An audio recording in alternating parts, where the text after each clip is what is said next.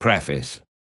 I have endeavoured in this ghostly little book to raise the ghost of an idea which shall not put my readers out of humour with themselves, with each other, with the season, or with me. May it haunt their house pleasantly, and no one wish to lay it. Their faithful friend and servant. C.D. December, 1843. Stave 1. Marley's Ghost. Marley was dead to begin with. There is no doubt whatever about that. The register of his burial was signed by the clergyman, the clerk, the undertaker, and the chief mourner.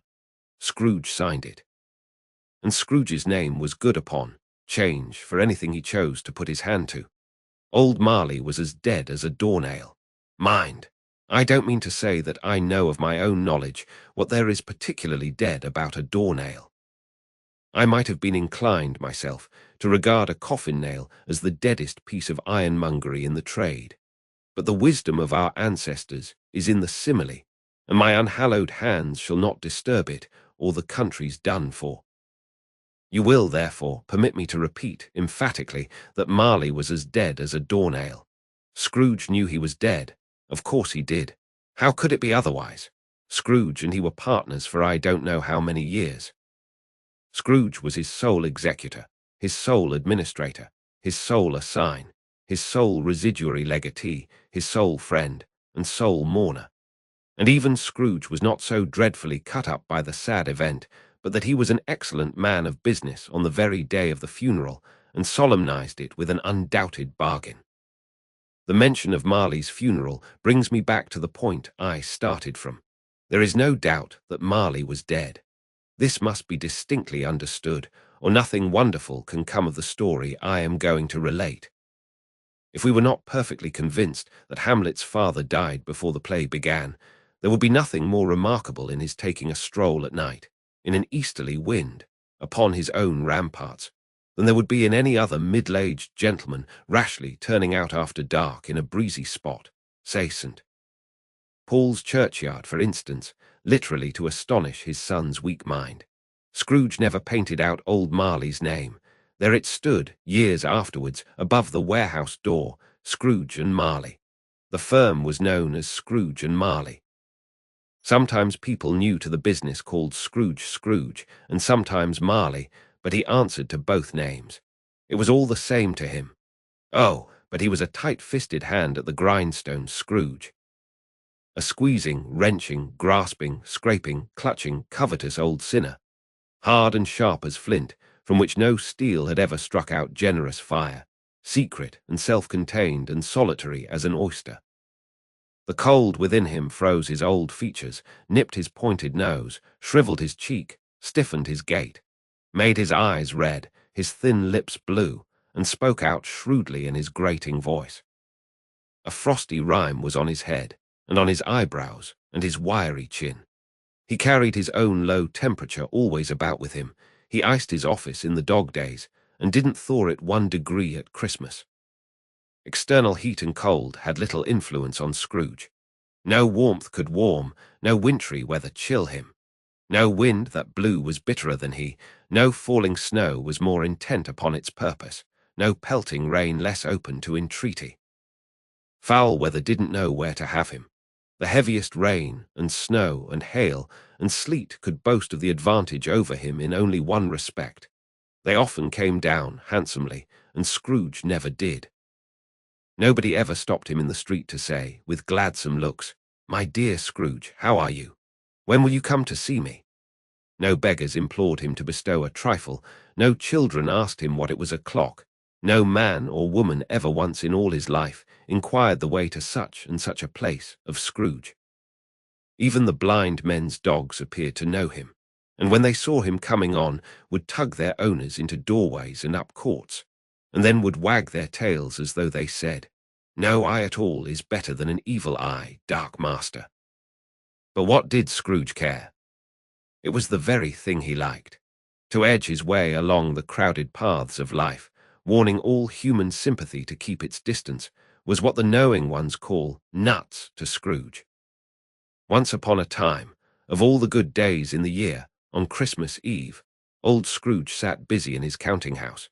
It was cold, bleak, biting weather, foggy withal, and he could hear the people in the court outside go wheezing up and down, beating their hands upon their breasts and stamping their feet upon the pavement stones to warm them.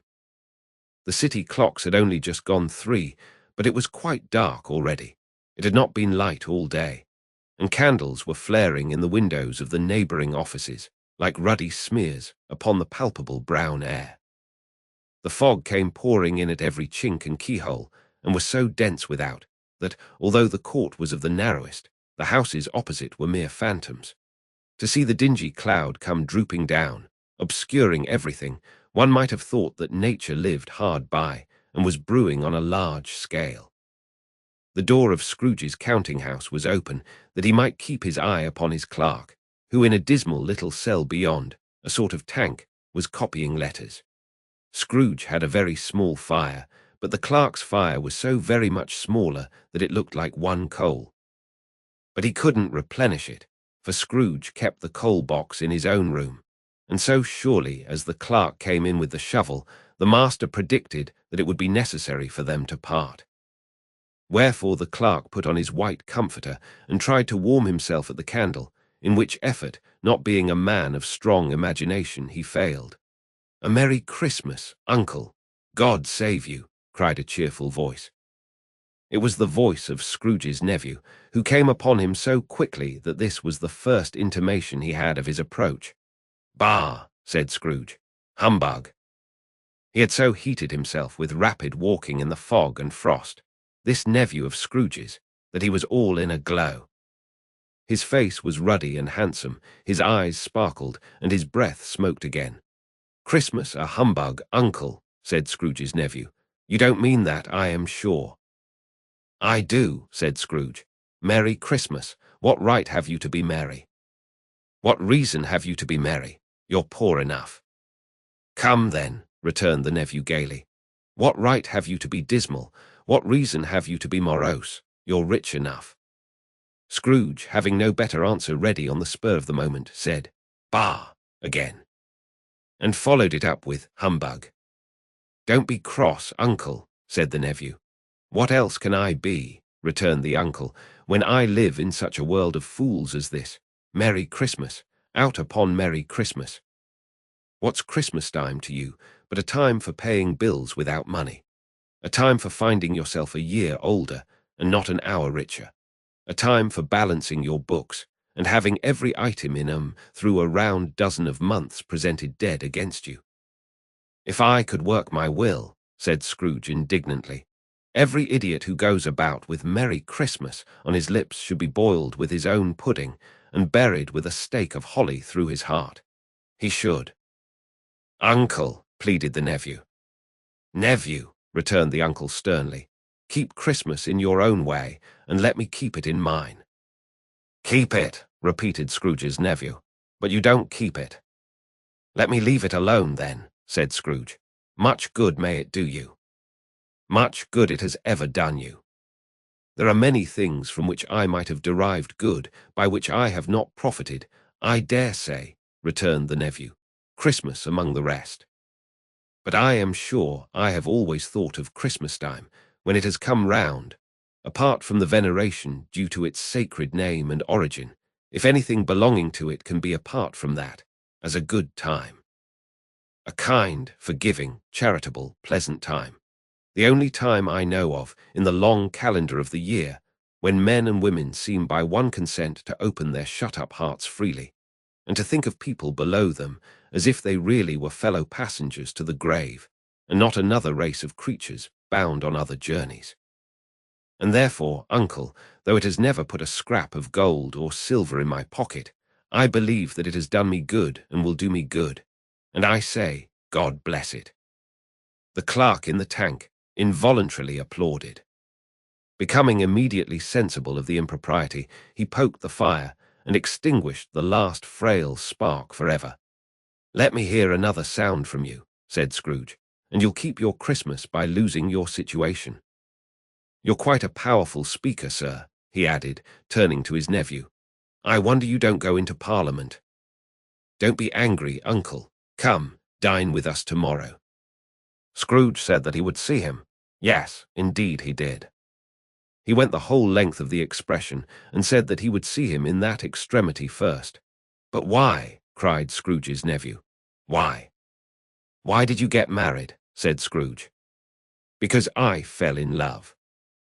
"Because you fell in love," growled Scrooge, as if that were the only one thing in the world more ridiculous than a Merry Christmas. "Good afternoon." "Nay, uncle, but you never came to see me before that happened." "Why give it as a reason for not coming now?" "Good afternoon," said Scrooge. "I want nothing from you. I ask nothing of you. Why cannot we be friends?" "Good afternoon," said Scrooge. "I am sorry, with all my heart, to find you so resolute. We have never had any quarrel to which I have been a party. But I have made the trial in homage to Christmas, and I'll keep my Christmas humour to the last. So Merry Christmas, uncle."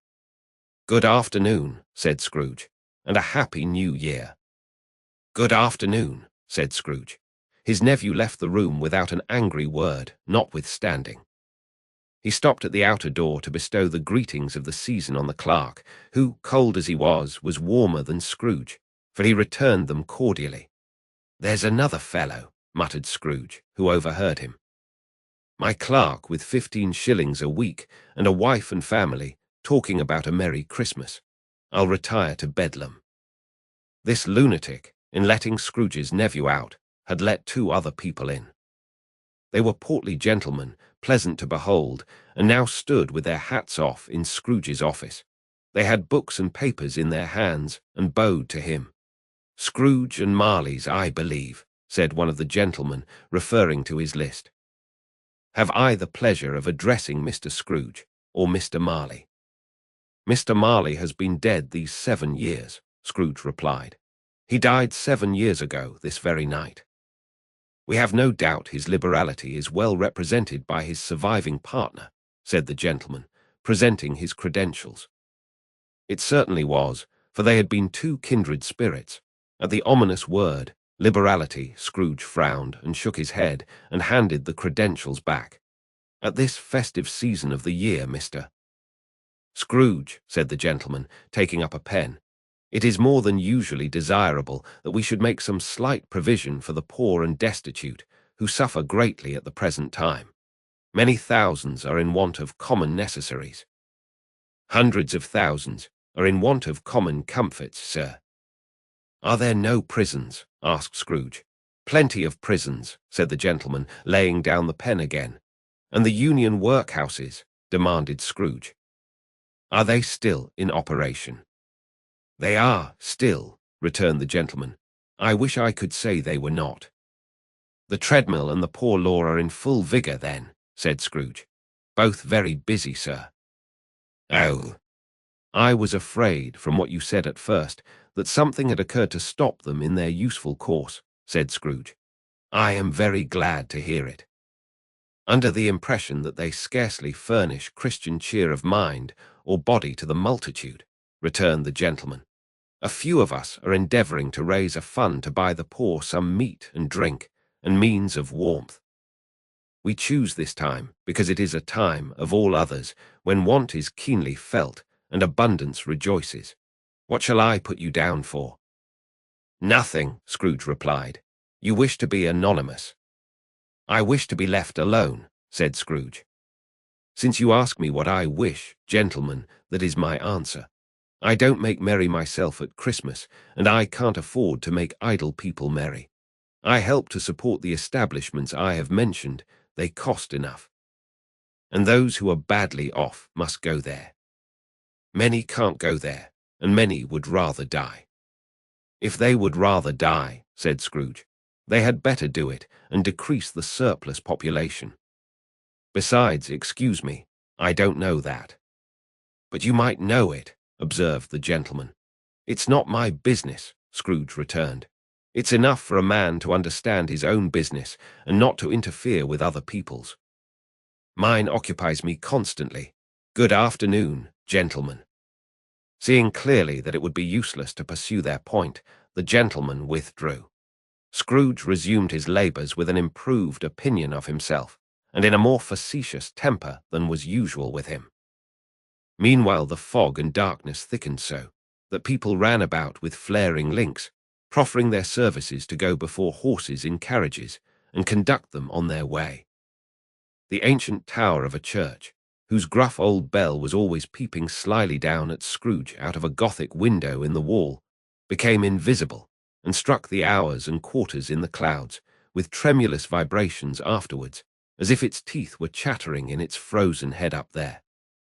The cold became intense.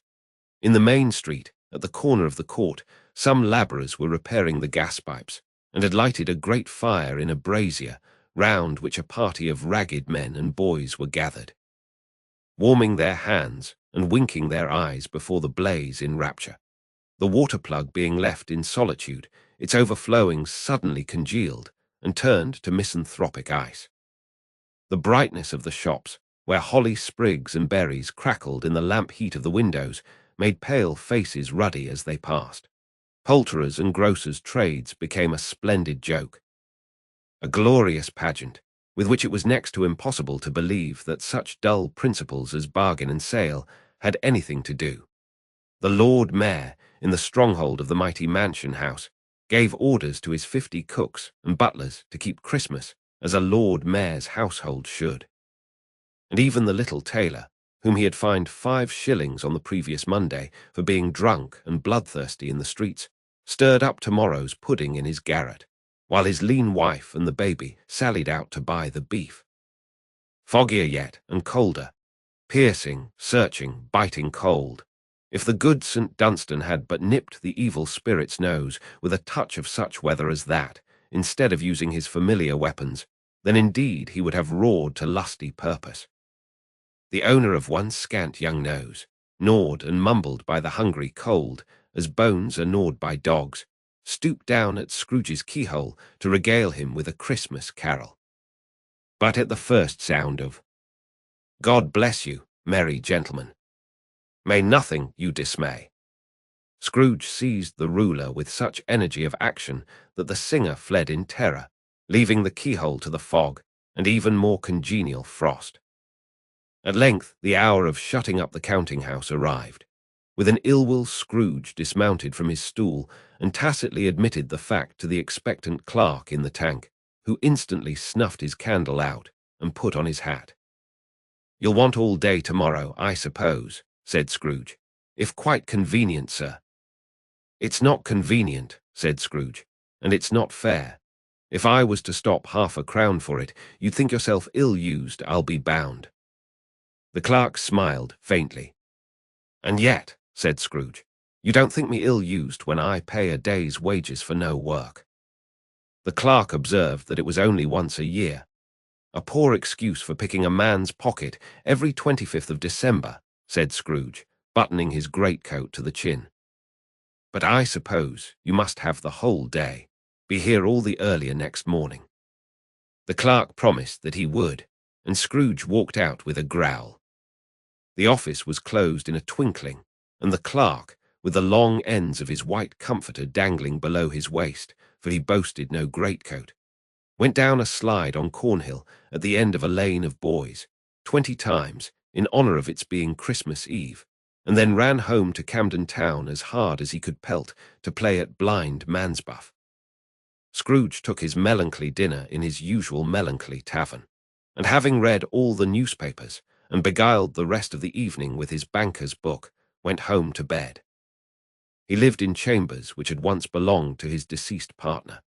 They were a gloomy suite of rooms, in a lowering pile of building up a yard, where it had so little business to be, that one could scarcely help fancying it must have run there when it was a young house, playing at hide-and-seek with other houses, and have forgotten the way out again. It was old enough now, and dreary enough, for nobody lived in it but Scrooge, the other rooms being all let out as offices. The yard was so dark that even Scrooge, who knew its every stone, was fain to grope with his hands. The fog and frost so hung about the black old gateway of the house that it seemed as if the genius of the weather sat in mournful meditation on the threshold. Now, it is a fact that there was nothing at all particular about the knocker on the door, except that it was very large. It is also a fact that Scrooge had seen it, night and morning, during his whole residence in that place. Also that Scrooge had as little of what is called fancy about him as any man in the City of London, even including, which is a bold word, the corporation, aldermen, and livery. Let it also be borne in mind that Scrooge had not bestowed one thought on Marley since his last mention of his 7 years dead partner that afternoon. And then let any man explain to me, if he can, how it happened that Scrooge, having his key in the lock of the door, saw in the knocker, without its undergoing any intermediate process of change, not a knocker, but Marley's face. Marley's face. It was not in impenetrable shadow, as the other objects in the yard were, but had a dismal light about it, like a bad lobster in a dark cellar. It was not angry or ferocious, but looked at Scrooge as Marley used to look, with ghostly spectacles turned up on its ghostly forehead. The hair was curiously stirred, as if by breath or hot air, and though the eyes were wide open, they were perfectly motionless. That, and its livid colour, made it horrible.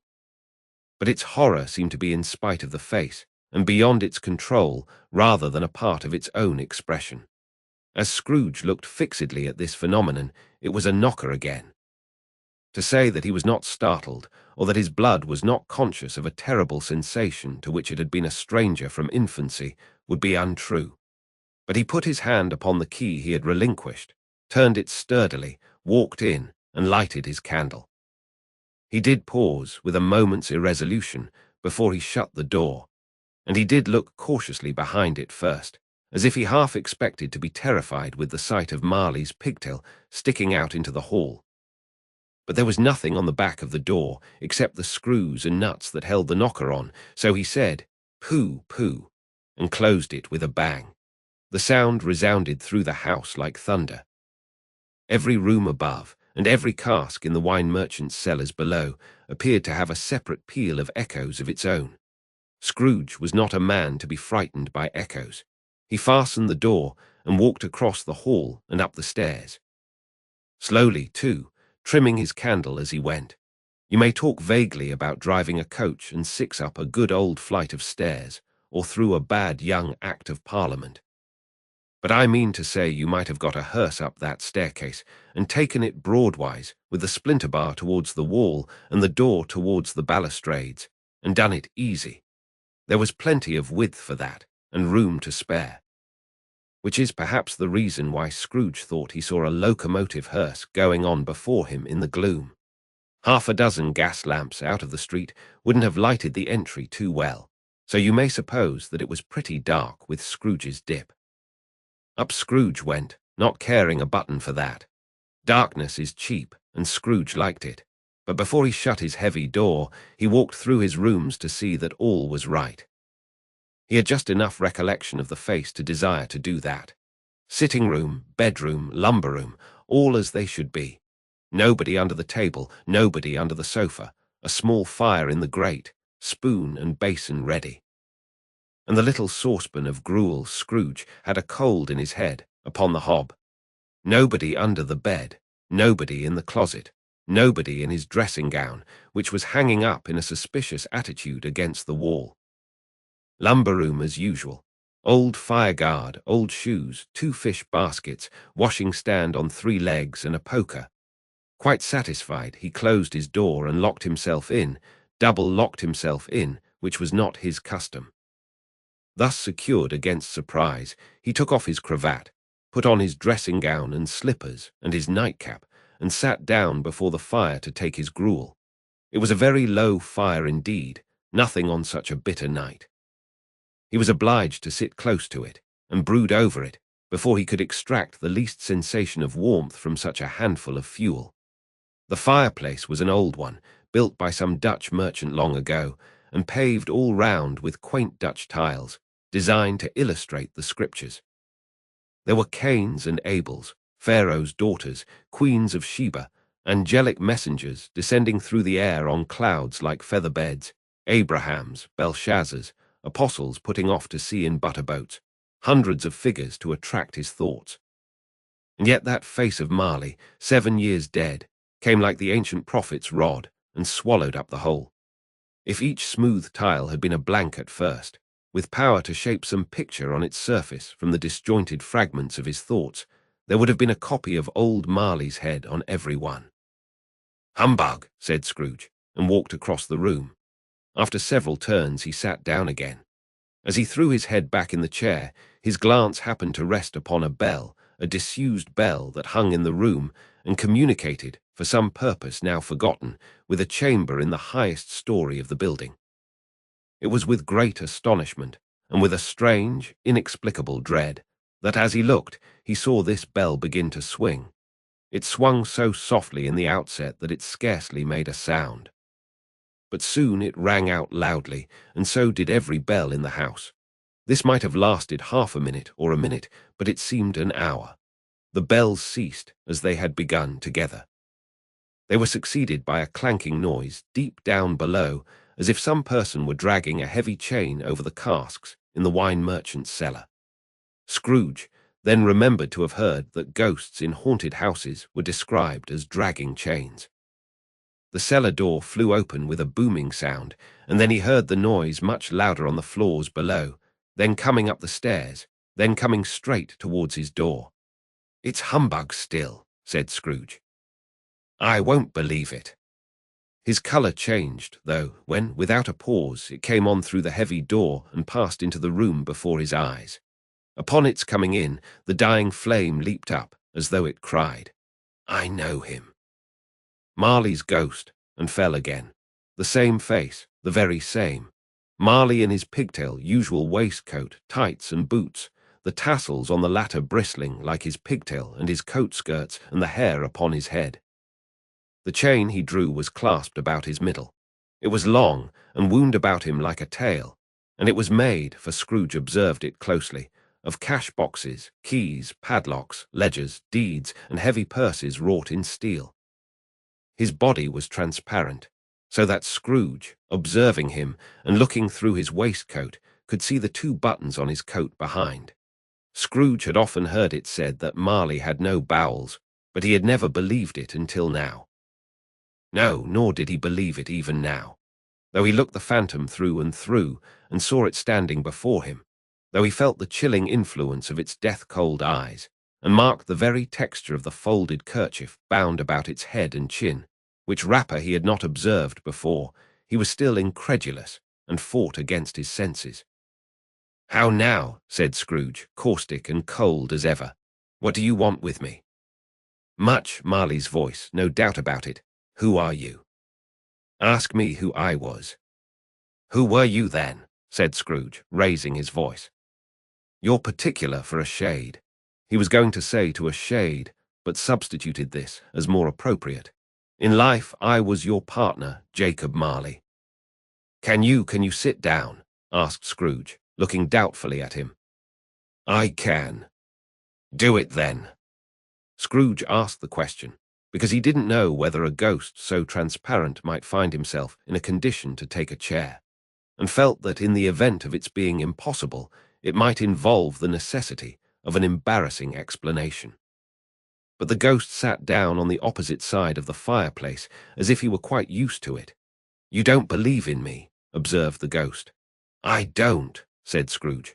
"What evidence would you have of my reality beyond that of your own senses?" "I don't know," said Scrooge. "Why do you doubt your senses?" "Because," said Scrooge, "a little thing affects them. A slight disorder of the stomach makes them cheats. You may be an undigested bit of beef, a blot of mustard, a crumb of cheese, a fragment of an underdone potato. There's more of gravy than of grave about you, whatever you are."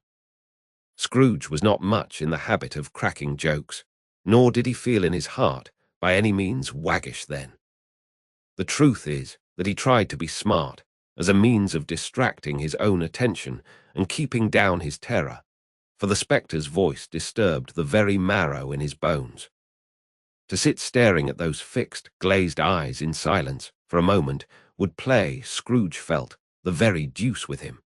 There was something very awful, too, in the spectre's being provided with an infernal atmosphere of his own. Scrooge could not feel it himself, but this was clearly the case, for though the ghost sat perfectly motionless, its hair and skirts and tassels were still agitated as by the hot vapour from an oven.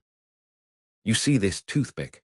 said Scrooge, returning quickly to the charge, for the reason just assigned, and wishing, though it were only for a second, to divert the vision's stony gaze from himself. "I do," replied the ghost. "You are not looking at it," said Scrooge. "But I see it," said the ghost, notwithstanding. "Well," returned Scrooge, "I have but to swallow this, and be for the rest of my days persecuted by a legion of goblins, all of my own creation. Humbug, I tell you, humbug." At this the spirit raised a frightful cry, and shook its chain with such a dismal and appalling noise, that Scrooge held on tight to his chair to save himself from falling in a swoon. But how much greater was his horror when the phantom, taking off the bandage round his head, as if it were too warm to wear indoors, its lower jaw dropped down upon its breast. Scrooge fell upon his knees and clasped his hands before his face. "Mercy," he said, "dreadful apparition, why do you trouble me?" "Man of the worldly mind," replied the ghost, "do you believe in me or not?" "I do," said Scrooge. "I must, but why do spirits walk the earth, and why do they come to me?" "It is required of every man," the ghost returned, "that the spirit within him should walk abroad among his fellow-men and travel far and wide. And if that spirit goes not forth in life, it is condemned to do so after death. It is doomed to wander through the world, oh, woe is me, and witness what it cannot share, but might have shared on earth, and turn to happiness." Again the spectre raised a cry, and shook its chain, and wrung its shadowy hands. "You are fettered," said Scrooge, trembling. "Tell me why." "I wear the chain I forged in life," replied the ghost. "I made it link by link, and yard by yard. I girded it on of my own free will, and of my own free will I wore it." "Is its pattern strange to you?" Scrooge trembled more and more. "Or would you know," pursued the ghost, "the weight and length of the strong coil you bear yourself? It was full as heavy and as long as this 7 Christmas Eves ago. You have laboured on it since. It is a ponderous chain." Scrooge glanced about him on the floor, in the expectation of finding himself surrounded by some 50 or 60 fathoms of iron cable, but he could see nothing. "Jacob," he said imploringly, "old Jacob Marley, tell me more. Speak comfort to me, Jacob." "I have none to give," the ghost replied. "It comes from other regions, Ebenezer Scrooge, and is conveyed by other ministers to other kinds of men. Nor can I tell you what I would. A very little more is all permitted to me. I cannot rest, I cannot stay, I cannot linger anywhere. My spirit never walked beyond our counting-house, mark me. In life my spirit never roved beyond the narrow limits of our money-changing hole. And weary journeys lie before me." It was a habit with Scrooge, whenever he became thoughtful, to put his hands in his breeches pockets. Pondering on what the ghost had said, he did so now, but without lifting up his eyes or getting off his knees.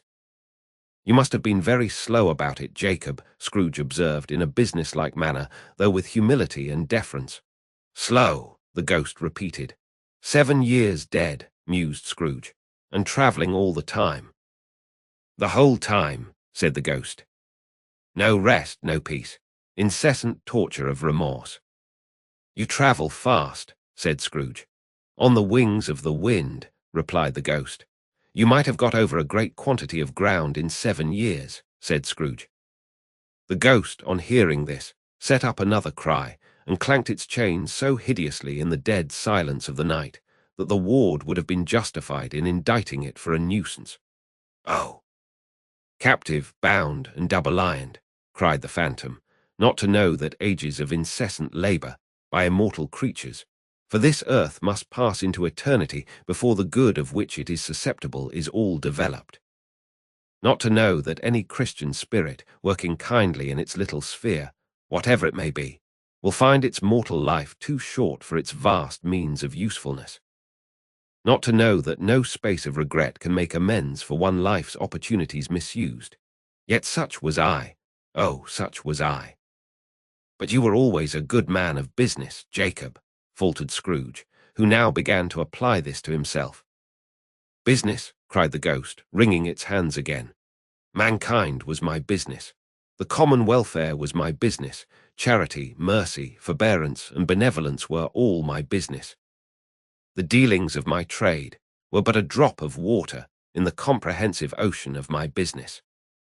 It held up its chain at arm's length, as if that were the cause of all its unavailing grief, and flung it heavily upon the ground again. At this time of the rolling year, the spectre said, I suffer most. Why did I walk through crowds of fellow beings with my eyes turned down, and never raise them to that blessed star which led the wise men to a poor abode? Were there no poor homes to which its light would have conducted me? Scrooge was very much dismayed to hear the spectre going on at this rate, and began to quake exceedingly. Hear me, cried the ghost. My time is nearly gone. I will, said Scrooge, but don't be hard upon me. Don't be flowery, Jacob, pray. How it is that I appear before you in a shape that you can see, I may not tell. I have sat, invisible, beside you many and many a day. It was not an agreeable idea. Scrooge shivered and wiped the perspiration from his brow. That is no light part of my penance, pursued the ghost. I am here tonight to warn you that you have yet a chance and hope of escaping my fate, a chance and hope of my procuring Ebenezer. You are always a good friend to me, said Scrooge. Thankee. You will be haunted, resumed the ghost, by 3 spirits. Scrooge's countenance fell almost as low as the ghost's had done. Is that the chance and hope you mentioned, Jacob? He demanded in a faltering voice. It is. I think I'd rather not, said Scrooge. Without their visits, said the ghost, you cannot hope to shun the path I tread. Expect the first tomorrow when the bell tolls 1. Couldn't I take 'em all at once, and have it over, Jacob? Hinted Scrooge. Expect the second on the next night at the same hour. The third upon the next night when the last stroke of 12 has ceased to vibrate. Look to see me no more, and look that, for your own sake, you remember what has passed between us.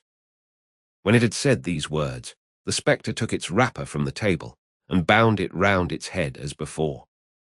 Scrooge knew this by the smart sound its teeth made when the jaws were brought together by the bandage. He ventured to raise his eyes again, and found his supernatural visitor confronting him in an erect attitude, with its chain wound over and about its arm.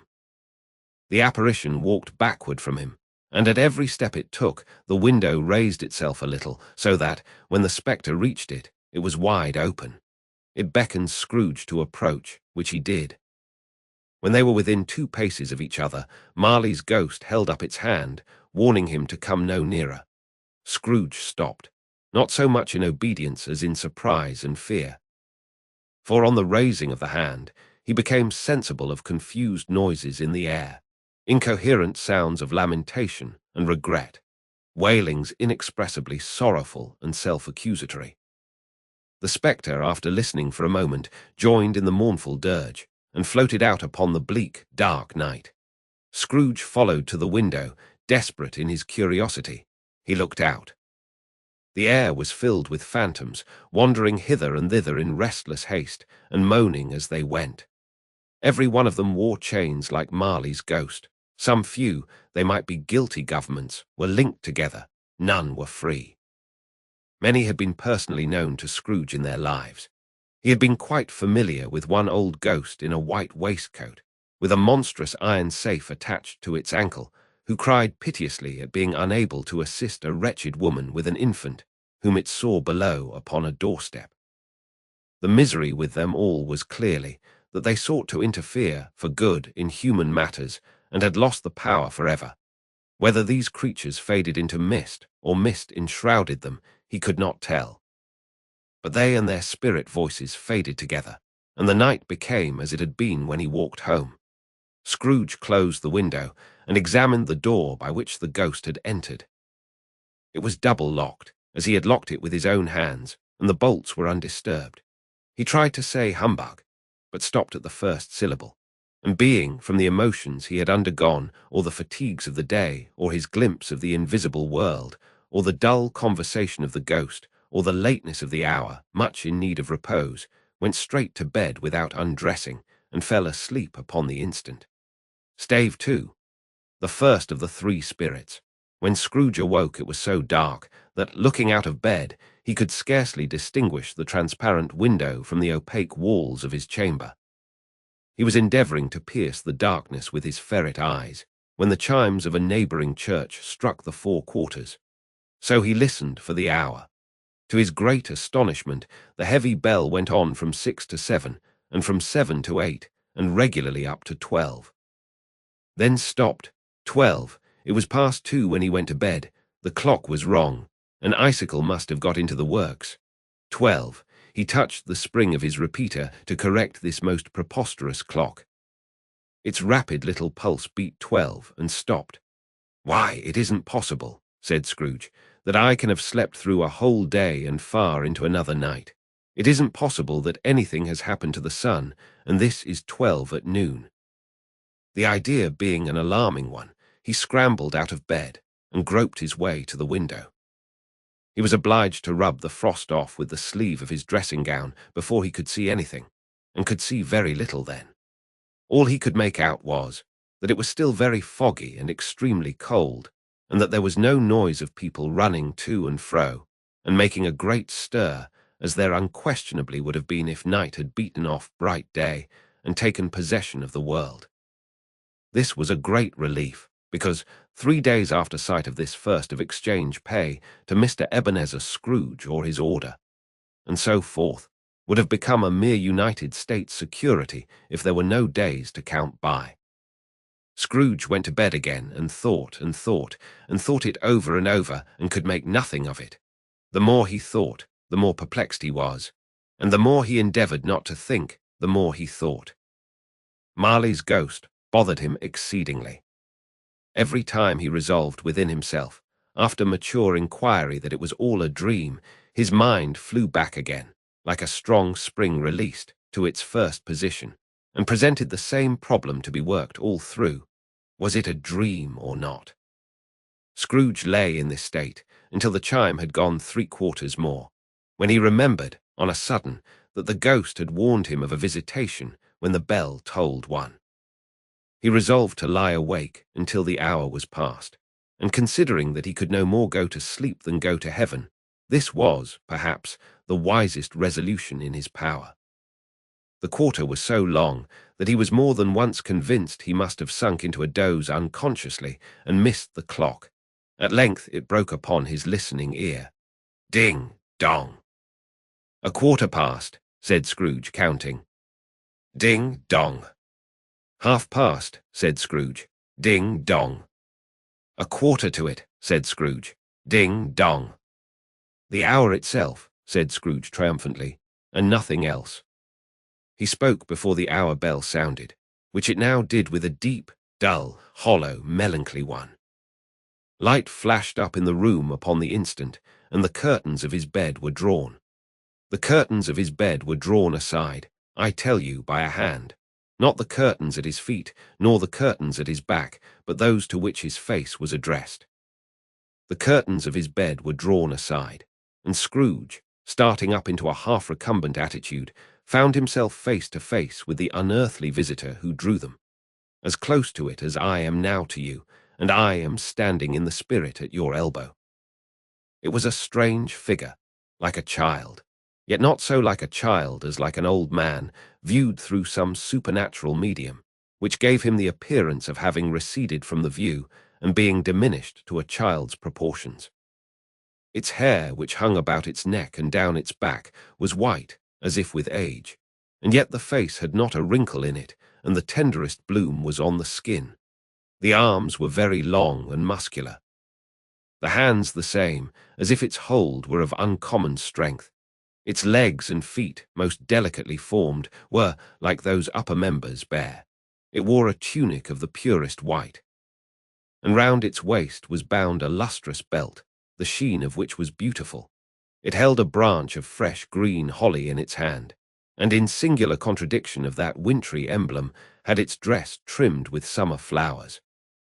But the strangest thing about it was, that from the crown of its head there sprang a bright clear jet of light, by which all this was visible, and which was doubtless the occasion of its using, in its duller moments, a great extinguisher for a cap, which it now held under its arm. Even this, though, when Scrooge looked at it with increasing steadiness, was not its strangest quality, for, as its belt sparkled and glittered, now in one part and now in another, and what was light one instant at another time was dark, so the figure itself fluctuated in its distinctness. Being now a thing with one arm, now with one leg, now with 20 legs, now a pair of legs without a head, now a head without a body, of which dissolving parts no outline would be visible in the dense gloom wherein they melted away.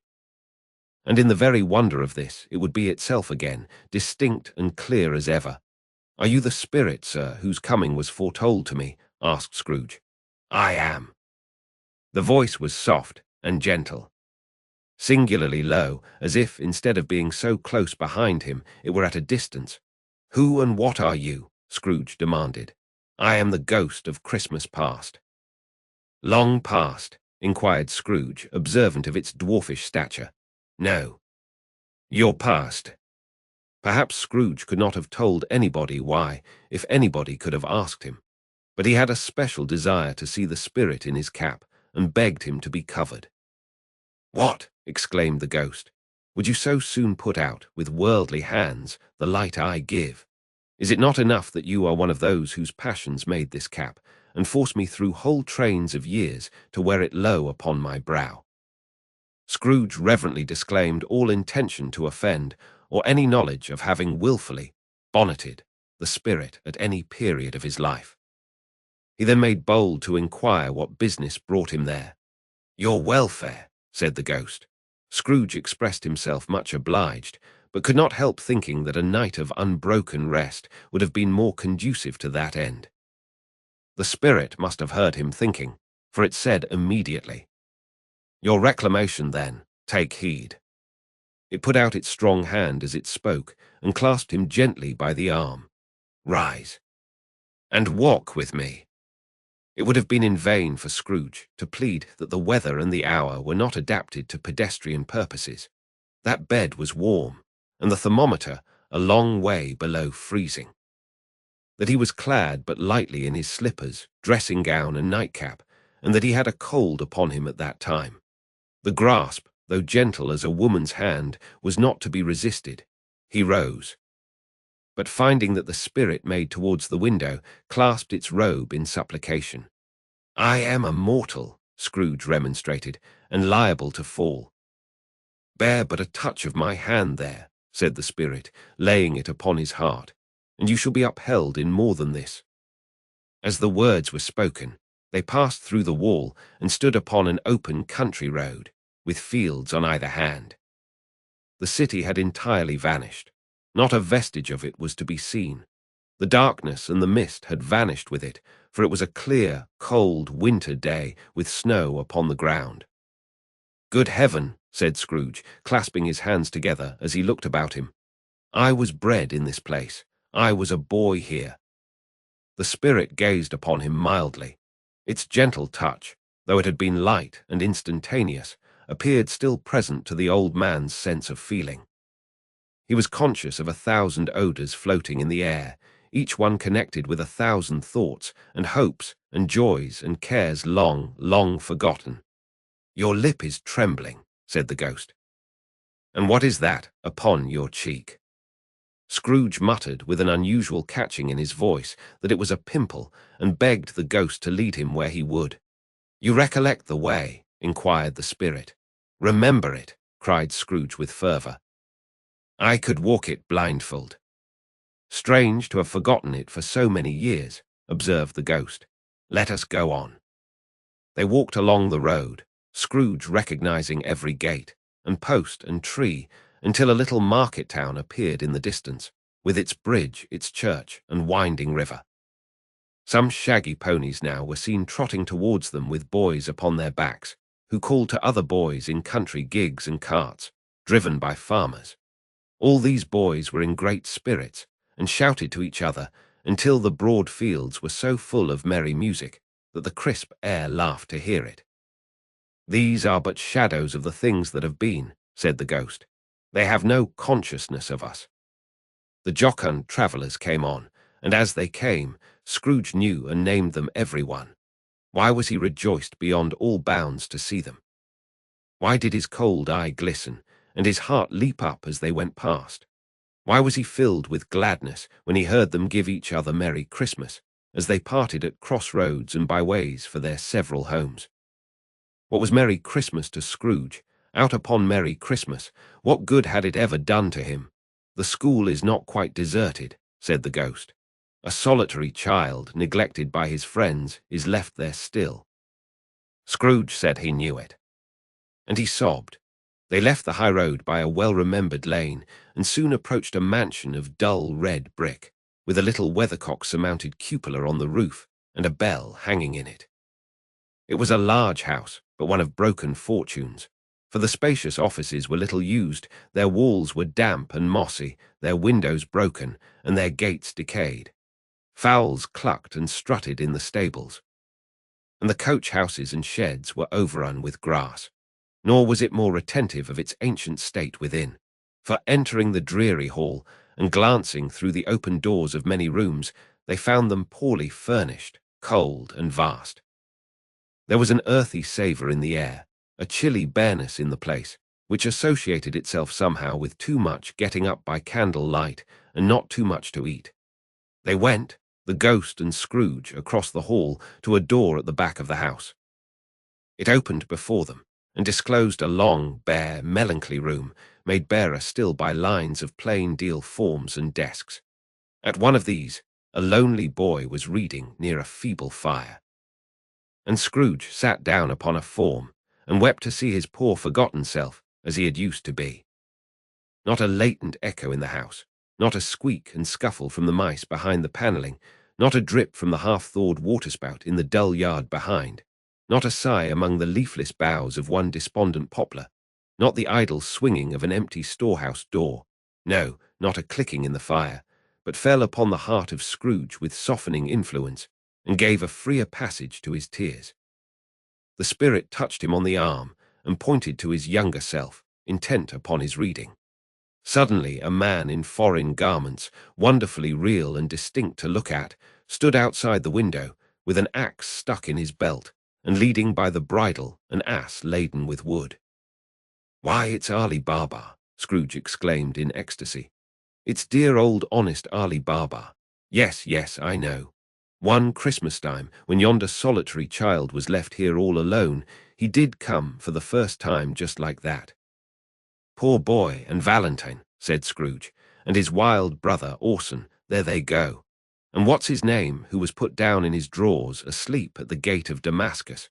Don't you see him? And the Sultan's groom turned upside down by the genii. There he is upon his head. Serve him right, I'm glad of it. What business had he to be married to the princess?" To hear Scrooge, expending all the earnestness of his nature on such subjects, in a most extraordinary voice, between laughing and crying, and to see his heightened and excited face, would have been a surprise to his business friends in the city indeed. "There's the parrot," cried Scrooge. "Green body and yellow tail, with a thing like a lettuce growing out of the top of his head. There he is. Poor Robin Crusoe, he called him, when he came home again after sailing round the island. Poor Robin Crusoe, where have you been, Robin Crusoe?" The man thought he was dreaming, but he wasn't. It was the parrot, you know. There goes Friday, running for his life to the little creek. Halloa, hoop, halloo. Then, with a rapidity of transition very foreign to his usual character, he said, in pity for his former self, "Poor boy," and cried again. "I wish," Scrooge muttered, putting his hand in his pocket and looking about him after drying his eyes with his cuff. "But it's too late now." "What is the matter?" asked the spirit. "Nothing," said Scrooge. "Nothing. There was a boy singing a Christmas carol at my door last night. I should like to have given him something, that's all." The ghost smiled thoughtfully and waved its hand, saying as it did so, "Let us see another Christmas." Scrooge's former self grew larger at the words, and the room became a little darker and more dirty. The panels shrunk, the windows cracked, fragments of plaster fell out of the ceiling, and the naked laths were shown instead. But how all this was brought about Scrooge knew no more than you do.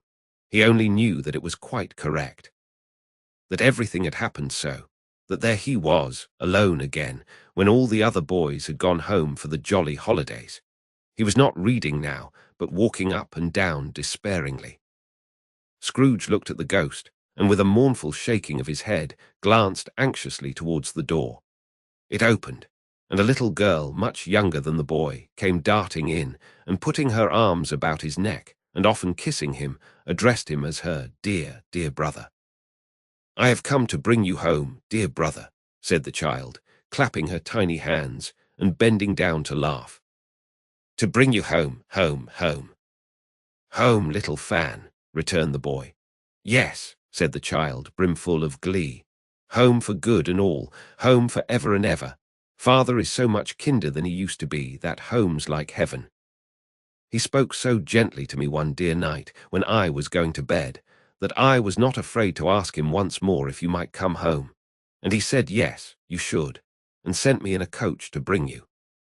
"And you're to be a man," said the child, opening her eyes, "and are never to come back here. But first we're to be together all the Christmas long, and have the merriest time in all the world."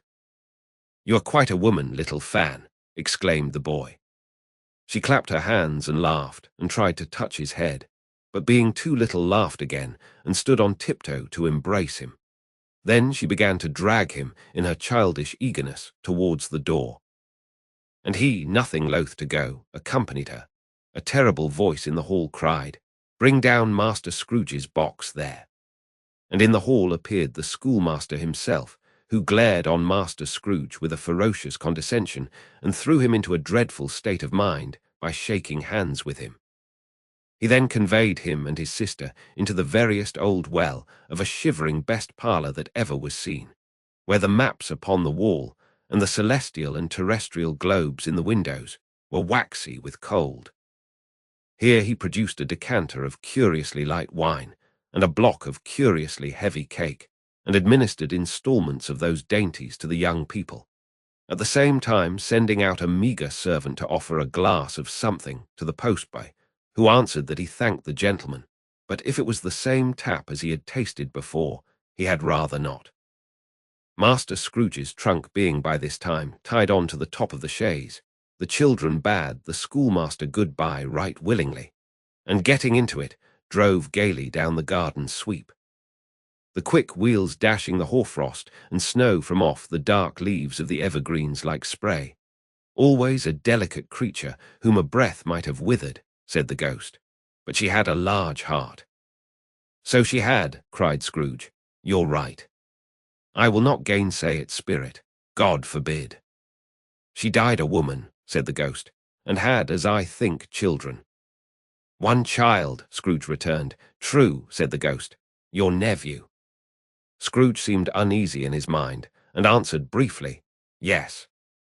Although they had but that moment left the school behind them, they were now in the busy thoroughfares of a city, where shadowy passengers passed and repassed, where shadowy carts and coaches battled for the way, and all the strife and tumult of a real city were.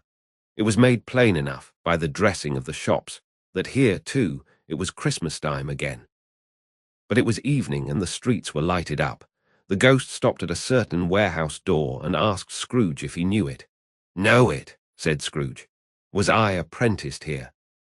They went in. At sight of an old gentleman in a Welsh wig, sitting behind such a high desk, that if he had been 2 inches taller, he must have knocked his head against the ceiling, Scrooge cried in great excitement, "Why, it's old Fezziwig. Bless his heart, it's Fezziwig alive again." Old Fezziwig laid down his pen and looked up at the clock, which pointed to the hour of 7. He rubbed his hands, adjusted his capacious waistcoat, laughed all over himself, from his shoes to his organ of benevolence, and called out in a comfortable, oily, rich, fat, jovial voice, "Yo-ho there, Ebenezer Dick." Scrooge's former self, now grown a young man, came briskly in, accompanied by his fellow prentice. "Dick Wilkins, to be sure," said Scrooge to the ghost. "Bless me, yes, there he is. He was very much attached to me, was Dick, poor Dick, Dear, dear. Yo-ho, my boys, said Fezziwig. No more work tonight. Christmas Eve, Dick. Christmas, Ebenezer. Let's have the shutters up, cried old Fezziwig, with a sharp clap of his hands, before a man can say Jack Robinson. You wouldn't believe how those two fellows went at it. They charged into the street with the shutters. 1, 2, 3, had 'em up in their places. 4, 5, 6, barred 'em and pinned 'em. 7, 8, 9, and came back before you could have got to 12, panting like racehorses. Hilly-ho, cried old Fezziwig, skipping down from the high desk with wonderful agility. Clear away, my lads, and let's have lots of room here. Hilly-ho, Dick. Cheer up, Ebenezer. Clear away. There was nothing they wouldn't have cleared away, or couldn't have cleared away, with old Fezziwig looking on. It was done in a minute. Every movable was packed off, as if it were dismissed from public life for evermore. The floor was swept and watered, the lamps were trimmed, fuel was heaped upon the fire, and the warehouse was as snug and warm and dry, and bright a ballroom as you would desire to see upon a winter's night. In came a fiddler with a music book, and went up to the lofty desk, and made an orchestra of it, and tuned like 50 stomachaches. In came Mrs. Fezziwig, one vast substantial smile. In came the 3 Miss Fezziwigs, beaming and lovable. In came the 6 young followers whose hearts they broke. In came all the young men and women employed in the business. In came the housemaid with her cousin the baker. In came the cook with her brother's particular friend the milkman. In came the boy from over the way, who was suspected of not having board enough from his master, trying to hide himself behind the girl from next door but one, who was proved to have had her ears pulled by her mistress. In they all came, one after another, some shyly, some boldly, some gracefully, some awkwardly, some pushing, some pulling. In they all came, anyhow and every how. Away they all went, 20 couple at once. Hands half round and back again the other way, down the middle and up again, round and round in various stages of affectionate grouping, old top couple always turning up in the wrong place. New top couple starting off again as soon as they got there, all top couples at last, and not a bottom one to help them. When this result was brought about, old Fezziwig, clapping his hands to stop the dance, cried out, "Well done!" And the fiddler plunged his hot face into a pot of porter, especially provided for that purpose. But scorning rest upon his reappearance, he instantly began again, though there were no dancers yet, as if the other fiddler had been carried home, exhausted, on a shutter, and he were a brand-new man resolved to beat him out of sight or perish. There were more dances, and there were forfeits and more dances, and there was cake, and there was negus, and there was a great piece of cold roast, and there was a great piece of cold boiled, and there were mince pies, and plenty of beer. But the great effect of the evening came after the roast and boiled, when the fiddler, an artful dog, mind, the sort of man who knew his business better than you or I could have told it him, struck up Sir Roger de Coverley. Then old Fezziwig stood out to dance with Mrs. Fezziwig, top couple too, with a good stiff piece of work cut out for them, 3 or 4 and 20 pair of partners, people who were not to be trifled with, people who would dance and had no notion of walking. But if they had been twice as many, 4 times, old Fezziwig would have been a match for them, and so would Mrs. Fezziwig. As to her, she was worthy to be his partner in every sense of the term. If that's not high praise, tell me higher, and I'll use it. A positive light appeared to issue from Fezziwig's calves. They shone in every part of the dance like moons. You couldn't have predicted, at any given time, what would become of them next. And when old Fezziwig and Mrs. Fezziwig had gone all through the dance, advance and retire, both hands to your partner, bow and curtsy, corkscrew, thread the needle, and back again to your place. Fezziwig cut so deftly that he appeared to wink with his legs and came upon his feet again without a stagger. When the clock struck 11, this domestic ball broke up. Mr. and Mrs. Fezziwig took their stations, one on either side the door, and shaking hands with every person individually as he or she went out, wished him or her a Merry Christmas. When everybody had retired but the 2 prentices, they did the same to them, and thus the cheerful voices died away, and the lads were left to their beds, which were under a counter in the back shop. During the whole of this time, Scrooge had acted like a man out of his wits.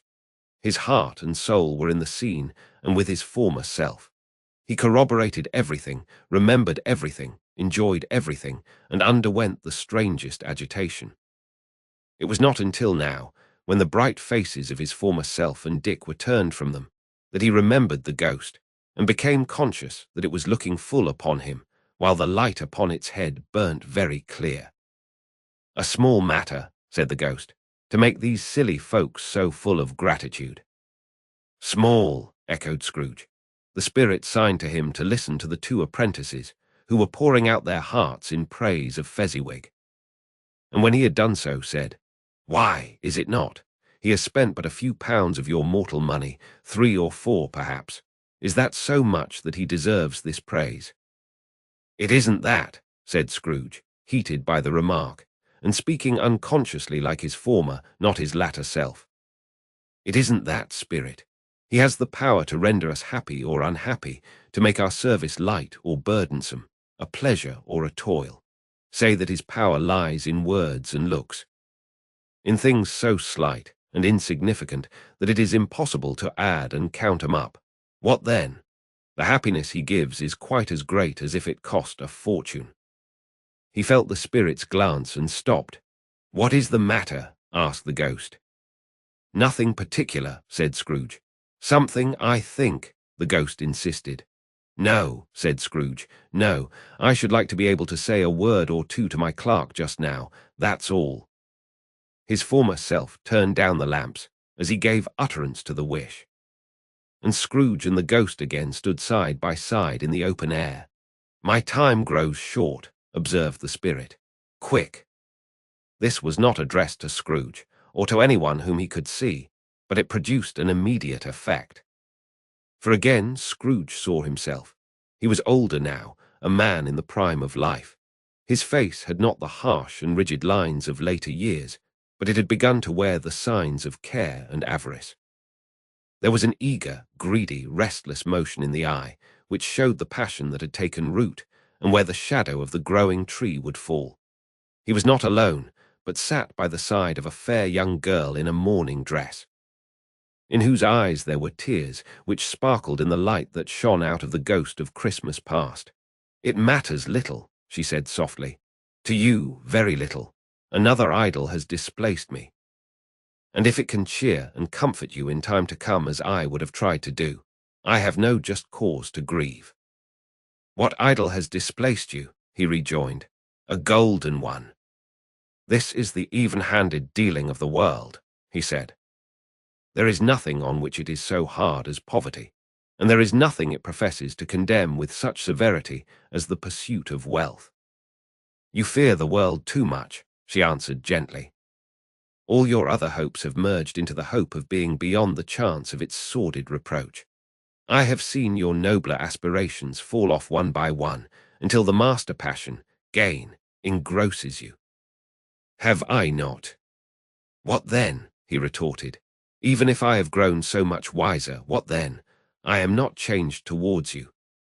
She shook her head. "Am I? Our contract is an old one. It was made when we were both poor and content to be so, until, in good season, we could improve our worldly fortune by our patient industry. You are changed. When it was made, you were another man." "I was a boy," he said impatiently. "Your own feeling tells you that you were not what you are," she returned. "I am.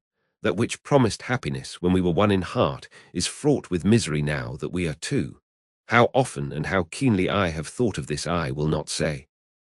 It is enough that I have thought of it and can release you. Have I ever sought release?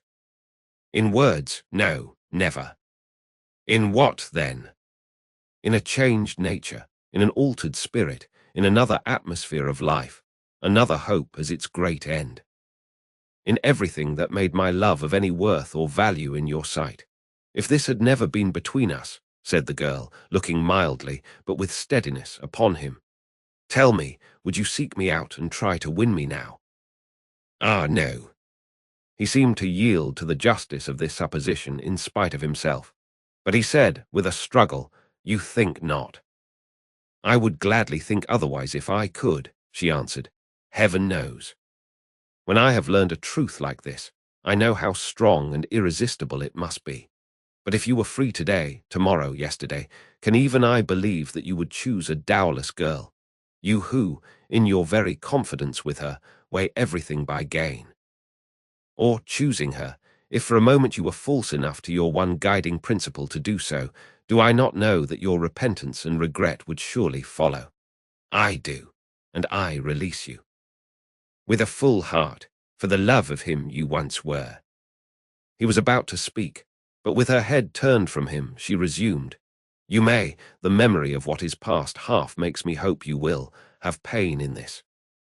A very, very brief time, and you will dismiss the recollection of it gladly, as an unprofitable dream, from which it happened well that you awoke. May you be happy in the life you have chosen." She left him, and they parted. "Spirit," said Scrooge, "show me no more. Conduct me home. Why do you delight to torture me?" "One shadow more," exclaimed the ghost. "No more," cried Scrooge. "No more. I don't wish to see it." "Show me no more." But the relentless ghost pinioned him in both his arms and forced him to observe what happened next. They were in another scene and place, a room not very large or handsome, but full of comfort. Near to the winter fire sat a beautiful young girl, so like that last that Scrooge believed it was the same, until he saw her, now a comely matron, sitting opposite her daughter. The noise in this room was perfectly tumultuous, for there were more children there than Scrooge in his agitated state of mind could count. And unlike the celebrated herd in the poem, there were not 40 children conducting themselves like one, but every child was conducting itself like 40. The consequences were uproarious beyond belief, but no one seemed to care. On the contrary, the mother and daughter laughed heartily and enjoyed it very much, and the latter, soon beginning to mingle in the sports, got pillaged by the young brigands most ruthlessly. What would I not have given to be one of them? Though I never could have been so rude, no, no. I wouldn't for the wealth of all the world have crushed that braided hair and torn it down. And for the precious little shoe, I wouldn't have plucked it off, God bless my soul, to save my life. As to measuring her waist in sport, as they did, bold young brood, I couldn't have done it. I should have expected my arm to have grown round it for a punishment and never come straight again. And yet I should have dearly liked, I own, to have touched her lips, to have questioned her, that she might have opened them, to have looked upon the lashes of her downcast eyes, and never raised a blush, to have let loose waves of hair, an inch of which would be a keepsake beyond price. In short, I should have liked, I do confess, to have had the lightest license of a child, and yet to have been man enough to know its value.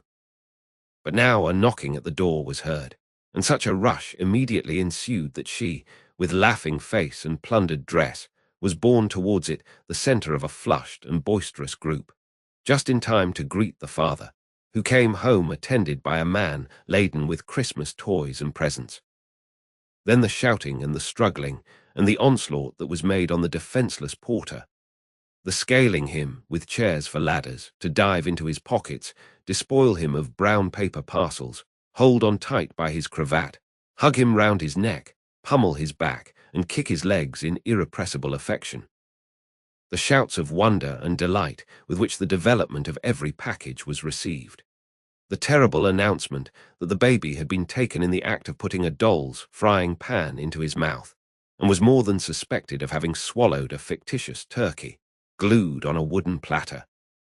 The immense relief of finding this a false alarm, the joy and gratitude and ecstasy, they are all indescribable alike. It is enough that, by degrees, the children and their emotions got out of the parlour, and by one stair at a time, up to the top of the house, where they went to bed, and so subsided. And now Scrooge looked on more attentively than ever, when the master of the house, having his daughter leaning fondly on him, sat down with her and her mother at his own fireside. And when he thought that such another creature, quite as graceful and as full of promise, might have called him father, and been a springtime in the haggard winter of his life. His sight grew very dim indeed. "Belle," said the husband, turning to his wife with a smile, "I saw an old friend of yours this afternoon." "Who was it?" "Guess." "How can I? Tut, don't I know?" she added in the same breath, laughing as he laughed. "Mr. Scrooge." Mr. Scrooge it was. I passed his office window, and as it was not shut up and he had a candle inside, I could scarcely help seeing him. His partner lies upon the point of death, I hear, and there he sat alone. Quite alone in the world, I do believe. "Spirit," said Scrooge in a broken voice, "remove me from this place." "I told you these were shadows of the things that have been," said the ghost. "That they are what they are, do not blame me." "Remove me," Scrooge exclaimed. "I cannot bear it." He turned upon the ghost, and seeing that it looked upon him with a face, in which in some strange way there were fragments of all the faces it had shown him, wrestled with it. "Leave me, take me back, haunt me no longer." In the struggle, if that can be called a struggle, in which the ghost, with no visible resistance on its own part, was undisturbed by any effort of its adversary, Scrooge observed that its light was burning high and bright.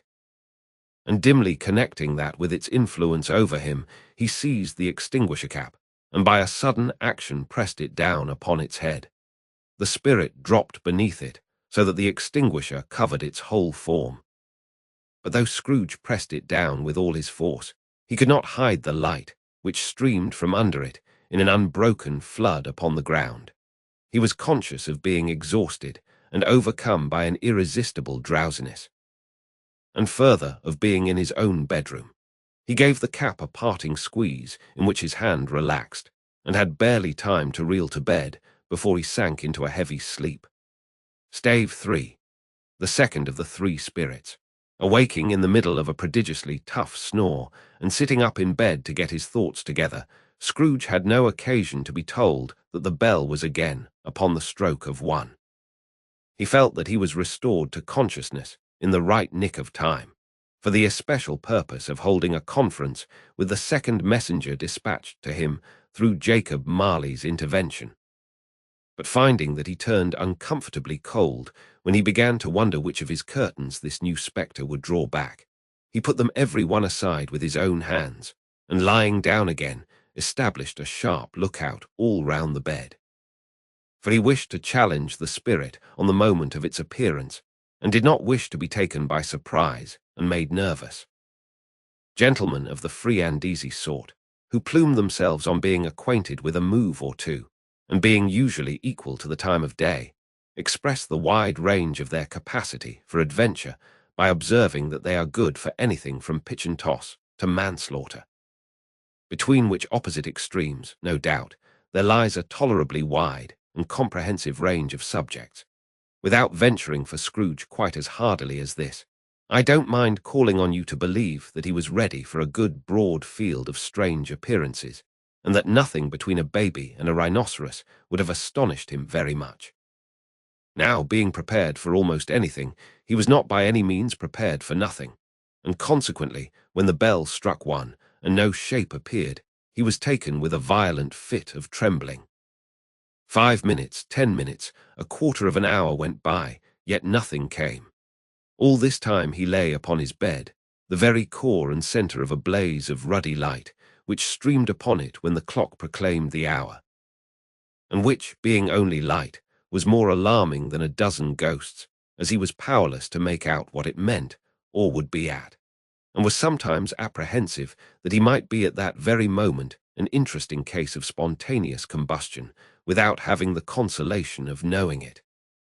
At last, however, he began to think, as you or I would have thought at first, for it is always the person not in the predicament who knows what ought to have been done in it, and would unquestionably have done it too. At last, I say, he began to think that the source and secret of this ghostly light might be in the adjoining room, from whence, on further tracing it, it seemed to shine. This idea taking full possession of his mind, he got up softly and shuffled in his slippers to the door. The moment Scrooge's hand was on the lock, a strange voice called him by his name and bade him enter. He obeyed. It was his own room. There was no doubt about that, but it had undergone a surprising transformation. The walls and ceiling were so hung with living green that it looked a perfect grove, from every part of which bright gleaming berries glistened.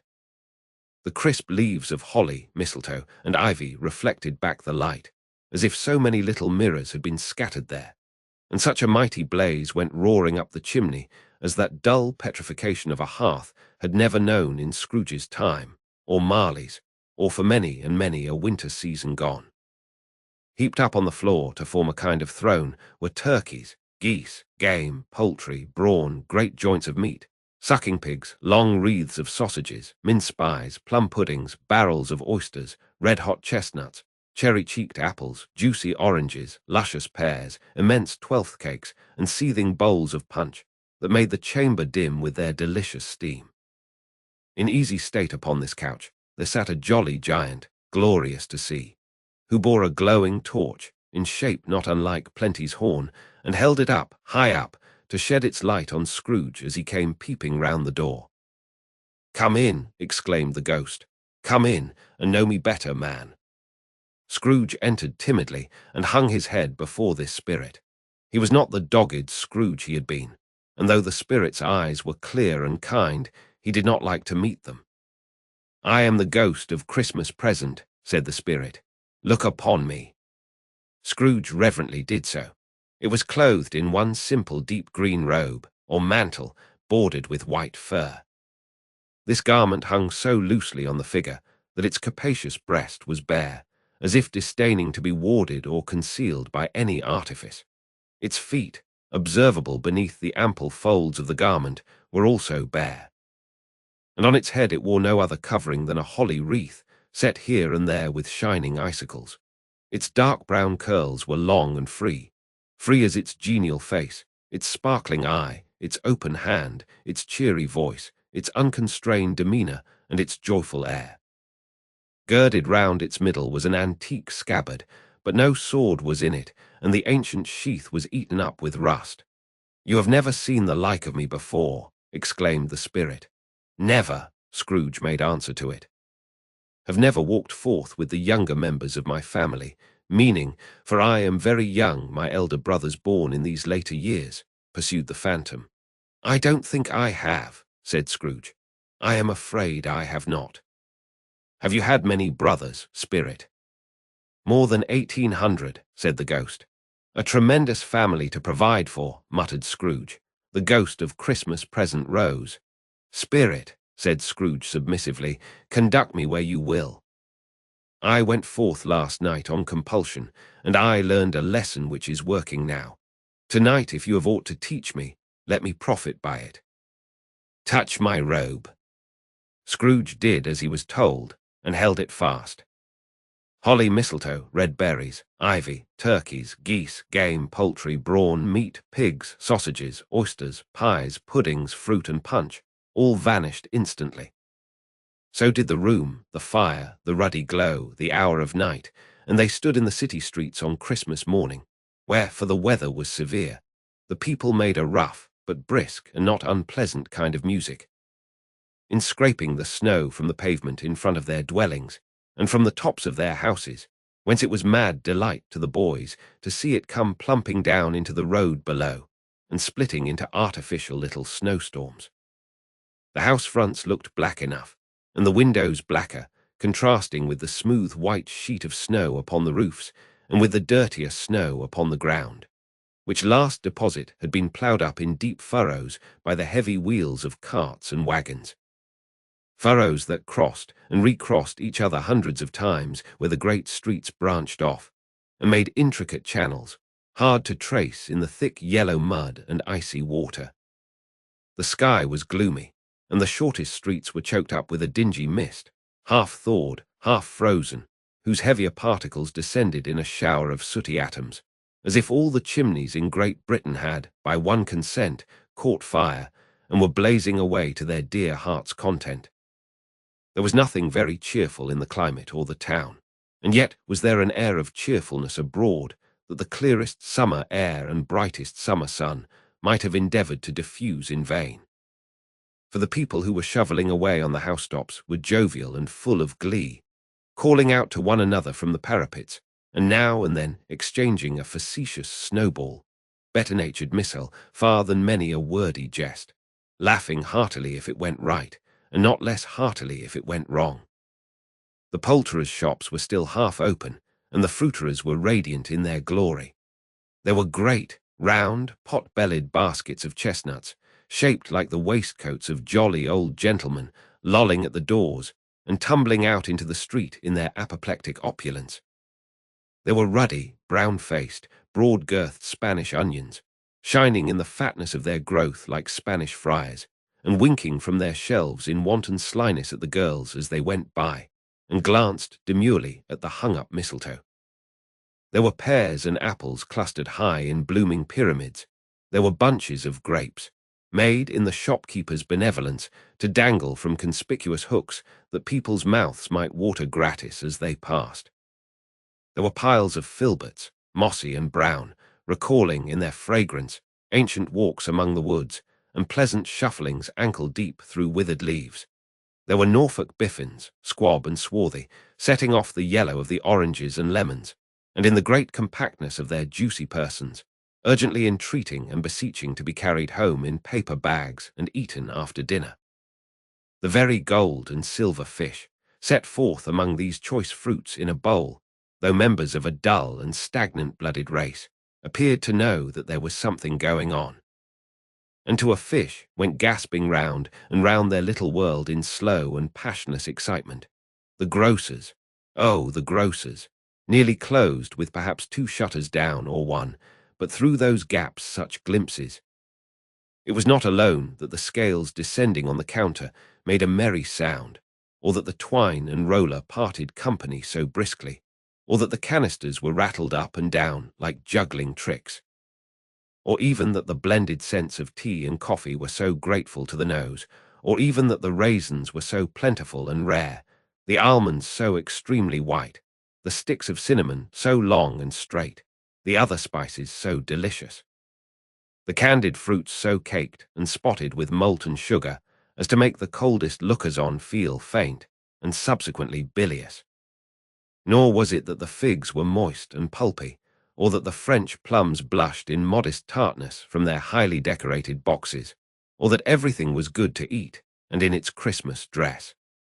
But the customers were all so hurried and so eager in the hopeful promise of the day that they tumbled up against each other at the door, crashing their wicker baskets wildly, and left their purchases upon the counter, and came running back to fetch them, and committed hundreds of the like mistakes in the best humour possible, while the grocer and his people were so frank and fresh that the polished hearts with which they fastened their aprons behind might have been their own, worn outside for general inspection, and for Christmas doors to peck at if they chose.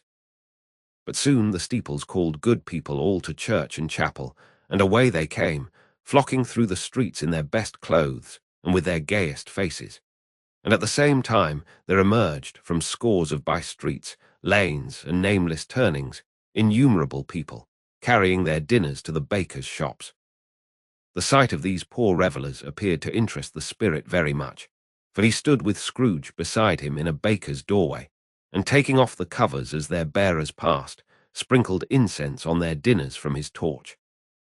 And it was a very uncommon kind of torch, for once or twice, when there were angry words between some dinner-carriers who had jostled each other, he shed a few drops of water on them from it, and their good humour was restored directly. For they said it was a shame to quarrel upon Christmas Day, and so it was. God love it, so it was. In time the bells ceased, and the bakers were shut up, and yet there was a genial shadowing forth of all these dinners, and the progress of their cooking in the thawed blotch of wet above each baker's oven, where the pavement smoked as if its stones were cooking too. "Is there a peculiar flavour in what you sprinkle from your torch?" asked Scrooge. "There is, my own." "Would it apply to any kind of dinner on this day?" asked Scrooge. "To any kindly given?" "To a poor one most." "Why to a poor one most?" asked Scrooge. "Because it needs it most." "Spirit," said Scrooge, after a moment's thought. I wonder you, of all the beings in the many worlds about us, should desire to cramp these people's opportunities of innocent enjoyment.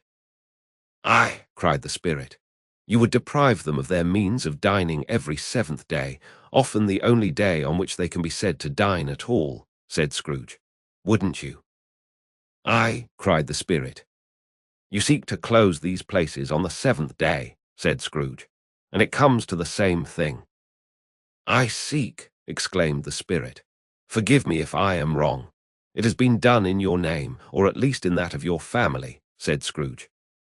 There are some upon this earth of yours, returned the spirit, who lay claim to know us, and who do their deeds of passion, pride, ill will, hatred, envy, bigotry, and selfishness in our name, who are as strange to us, and all our kith and kin, as if they had never lived. Remember that, and charge their doings on themselves, not us. Scrooge promised that he would, and they went on, invisible as they had been before, into the suburbs of the town. It was a remarkable quality of the ghost, which Scrooge had observed at the baker's, that notwithstanding his gigantic size, he could accommodate himself to any place with ease, and that he stood beneath a low roof quite as gracefully and like a supernatural creature as it was possible he could have done in any lofty hall. And perhaps it was the pleasure the good spirit had in showing off this power of his, or else it was his own kind, generous, hearty nature, and his sympathy with all poor men, that led him straight to Scrooge's clerks. For there he went, and took Scrooge with him, holding to his robe, and on the threshold of the door the spirit smiled, and stopped to bless Bob Cratchit's dwelling with the sprinklings of his torch. Think of that. Bob had but 15 bob a week himself. He pocketed on Saturdays but 15 copies of his Christian name, and yet the ghost of Christmas present blessed his four-roomed house. Then up rose Mrs. Cratchit, Cratchit's wife, dressed out but poorly in a twice-turned gown, but brave in ribbons, which are cheap, and make a goodly show for sixpence. And she laid the cloth, assisted by Belinda Cratchit, second of her daughters, also brave in ribbons, while Master Peter Cratchit plunged a fork into the saucepan of potatoes, and getting the corners of his monstrous shirt-collar, Bob's private property, conferred upon his son, and heir in honour of the day, into his mouth, rejoiced to find himself so gallantly attired, and yearned to show his linen in the fashionable parks. And now 2 smaller Cratchits, boy and girl, came tearing in, screaming that outside the baker's they had smelt the goose, and known it for their own. And basking in luxurious thoughts of sage and onion, these young Cratchits danced about the table, and exalted Master Peter Cratchit to the skies, while he not proud, although his collars nearly choked him, blew the fire, until the slow potatoes, bubbling up, knocked loudly at the saucepan lid to be let out and peeled. What has ever got your precious father, then? Said Mrs. Cratchit, and your brother, Tiny Tim, and Martha Warrant as late last Christmas Day by half an hour. Here's Martha, mother, said a girl, appearing as she spoke. Here's Martha, mother, cried the 2 young Cratchits. Hurrah, there's such a goose, Martha. Why, bless your heart alive, my dear, how late you are, said Mrs. Cratchit, kissing her a dozen times, and taking off her shawl and bonnet for her with officious zeal. We'd a deal of work to finish up last night, replied the girl, and had to clear away this morning, mother. Well, never mind so long as you are come, said Mrs. Cratchit. Sit ye down before the fire, my dear, and have a warm Lord bless ye. No, no. There's father coming, cried the 2 young Cratchits, who were everywhere at once. Hide, Martha, hide. So Martha hid herself, and in came little Bob, the father, with at least 3 feet of comforter, exclusive of the fringe, hanging down before him, and his threadbare clothes darned up and brushed to look seasonable, and Tiny Tim upon his shoulder. Alas for Tiny Tim, he bore a little crutch, and had his limbs supported by an iron frame. Why, where's our Martha? Cried Bob Cratchit, looking round. Not coming, said Mrs. Cratchit. Not coming, said Bob, with a sudden declension in his high spirits, for he had been Tim's blood horse all the way from church, and had come home rampant. Not coming upon Christmas Day. Martha didn't like to see him disappointed, if it were only in joke. So she came out prematurely from behind the closet door and ran into his arms, while the two young Cratchits hustled Tiny Tim and bore him off into the wash-house, that he might hear the pudding singing in the copper. "And how did little Tim behave?" asked Mrs. Cratchit, when she had rallied Bob on his credulity, and Bob had hugged his daughter to his heart's content. "As good as gold," said Bob, "and better. Somehow he gets thoughtful, sitting by himself so much, and thinks the strangest things you ever heard. He told me, coming home, that he hoped the people saw him in the church, because he was a cripple, and it might be pleasant to them to remember upon Christmas Day who made lame beggars walk and blind men see." Bob's voice was tremulous when he told them this, and trembled more when he said that Tiny Tim was growing strong and hearty. His active little crutch was heard upon the floor, and back came Tiny Tim before another word was spoken, escorted by his brother and sister to his stool beside the fire.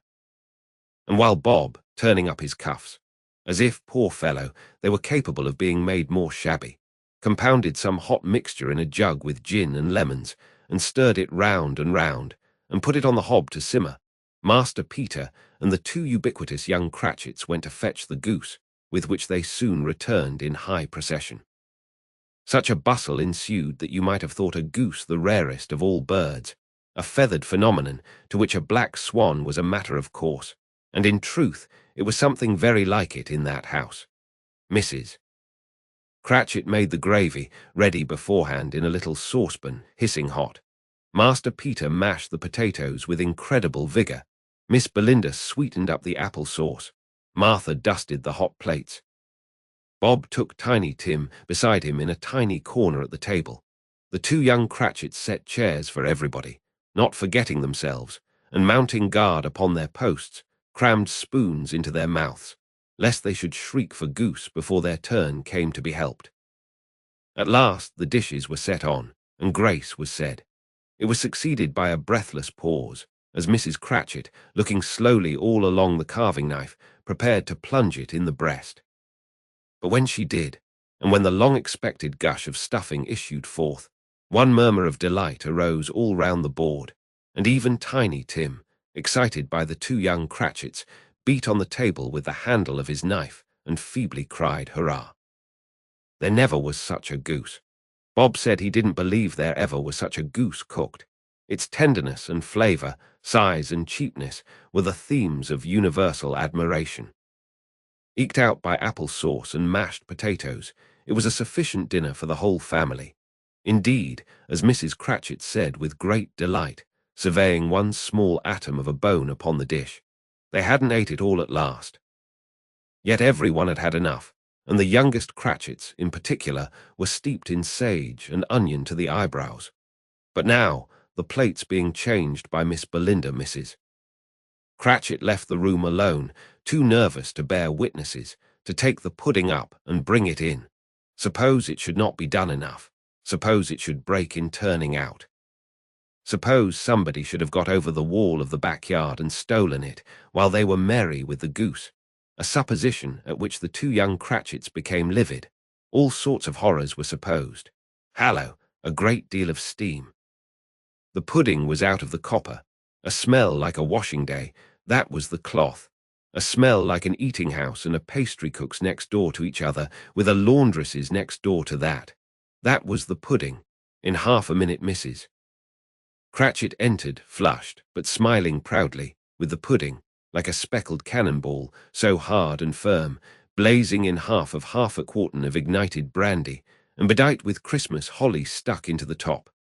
Oh, a wonderful pudding! Bob Cratchit said, and calmly too, that he regarded it as the greatest success achieved by Mrs. Cratchit since their marriage. Mrs. Cratchit said that, now the weight was off her mind, she would confess she had her doubts about the quantity of flour. Everybody had something to say about it, but nobody said or thought it was at all a small pudding for a large family. It would have been flat heresy to do so. Any Cratchit would have blushed to hint at such a thing. At last the dinner was all done, the cloth was cleared, the hearth swept, and the fire made up. The compound in the jug being tasted and considered perfect, apples and oranges were put upon the table, and a shovel full of chestnuts on the fire. Then all the Cratchit family drew round the hearth in what Bob Cratchit called a circle, meaning half a one, and at Bob Cratchit's elbow stood the family display of glass, 2 tumblers and a custard cup without a handle. These held the hot stuff from the jug, however, as well as golden goblets would have done, and Bob served it out with beaming looks, while the chestnuts on the fire sputtered and cracked noisily. Then Bob proposed.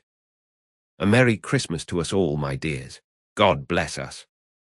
Which all the family re-echoed. "God bless us, everyone," said Tiny Tim, the last of all. He sat very close to his father's side, upon his little stool. Bob held his withered little hand to his, as if he loved the child, and wished to keep him by his side, and dreaded that he might be taken from him. "Spirit," said Scrooge, with an interest he had never felt before, "tell me if Tiny Tim will live." "I see a vacant seat," replied the ghost, "in the poor chimney corner, and a crutch without an owner, carefully preserved. If these shadows remain unaltered by the future, the child will die." "No, no," said Scrooge. "Oh no, kind spirit, say he will be spared. If these shadows remain unaltered by the future, none other of my race," returned the ghost, "will find him here. What then? If he be like to die, he had better do it, and decrease the surplus population." Scrooge hung his head to hear his own words quoted by the spirit, and was overcome with penitence and grief. "Man," said the ghost, "if man you be in heart, not adamant, forbear that wicked cant until you have discovered what the surplus is, and where it is. Will you decide what men shall live, what men shall die? It may be that, in the sight of heaven, you are more worthless and less fit to live than millions like this poor man's child. O God! To hear the insect on the leaf pronouncing on the too much life among his hungry brothers in the dust." Scrooge bent before the ghost's rebuke, and, trembling, cast his eyes upon the ground. But he raised them speedily on hearing his own name. "Mr. Scrooge," said Bob. "I'll give you Mr. Scrooge, the founder of the feast." "The founder of the feast, indeed," cried Mrs. Cratchit, reddening. "I wish I had him here. I'd give him a piece of my mind to feast upon, and I hope he'd have a good appetite for it." "My dear," said Bob, "the children, Christmas Day." "It should be Christmas Day, I am sure," said she, "on which one drinks the health of such an odious, stingy, hard, unfeeling man as Mr. Scrooge. You know he is, Robert. Nobody knows it better than you do, poor fellow." "My dear," was Bob's mild answer, "Christmas Day." "I'll drink his health for your sake and the day's," said Mrs. Cratchit, "not for his. Long life to him. A Merry Christmas and a Happy New Year. He'll be very merry and very happy, I have no doubt." The children drank the toast after her. It was the first of their proceedings which had no heartiness in it. Tiny Tim drank it last of all, but he didn't care twopence for it. Scrooge was the ogre of the family. The mention of his name cast a dark shadow on the party, which was not dispelled for full 5 minutes. After it had passed away, they were 10 times merrier than before, from the mere relief of Scrooge, the baleful, being done with. Bob Cratchit told them how he had a situation in his eye for Master Peter, which would bring in, if obtained, full 5 and 6pence weekly. The 2 young Cratchits laughed tremendously at the idea of Peter's being a man of business, and Peter himself looked thoughtfully at the fire from between his collars, as if he were deliberating what particular investments he should favour when he came into the receipt of that bewildering income. Martha, who was a poor apprentice at a milliner's, then told them what kind of work she had to do, and how many hours she worked at a stretch, and how she meant to lie abed tomorrow morning for a good long rest. Tomorrow being a holiday, she passed at home. Also how she had seen a countess and a lord some days before, and how the lord was much about as tall as Peter, at which Peter pulled up his collar so high that you couldn't have seen his head if you had been there. All this time, the chestnuts and the jug went round and round, and by they had a song about a lost child travelling in the snow from Tiny Tim, who had a plaintive little voice, and sang it very well indeed. There was nothing of high mark in this. They were not a handsome family, They were not well dressed. Their shoes were far from being waterproof. Their clothes were scanty, and Peter might have known, and very likely did, the inside of a pawnbroker's. But they were happy, grateful, pleased with one another, and contented with the time. And when they faded, and looked happier yet in the bright sprinklings of the Spirit's torch at parting, Scrooge had his eye upon them, and especially on Tiny Tim, until the last.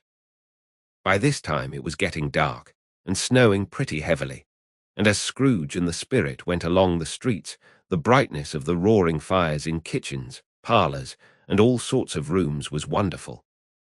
Here the flickering of the blaze showed preparations for a cosy dinner, with hot plates baking through and through before the fire, and deep red curtains, ready to be drawn to shut out cold and darkness. There all the children of the house were running out into the snow to meet their married sisters, brothers, cousins, uncles, aunts, and be the first to greet them. Here again were shadows on the window blinds of guests assembling.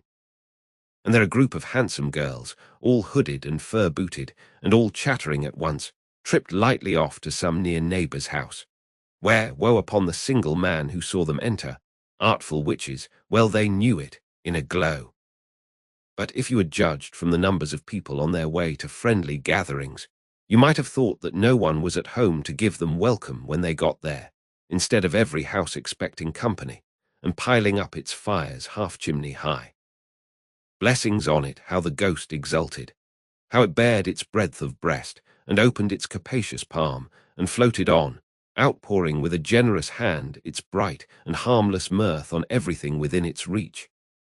The very lamplighter, who ran on before, dotting the dusky street with specks of light, and who was dressed to spend the evening somewhere, laughed out loudly as the Spirit passed, though little kenned the lamplighter that he had any company but Christmas.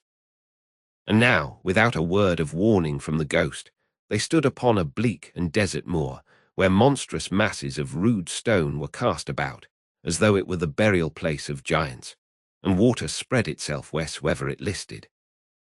All would have done so, but for the frost that held it prisoner, and nothing grew but moss and furze and coarse, rank grass.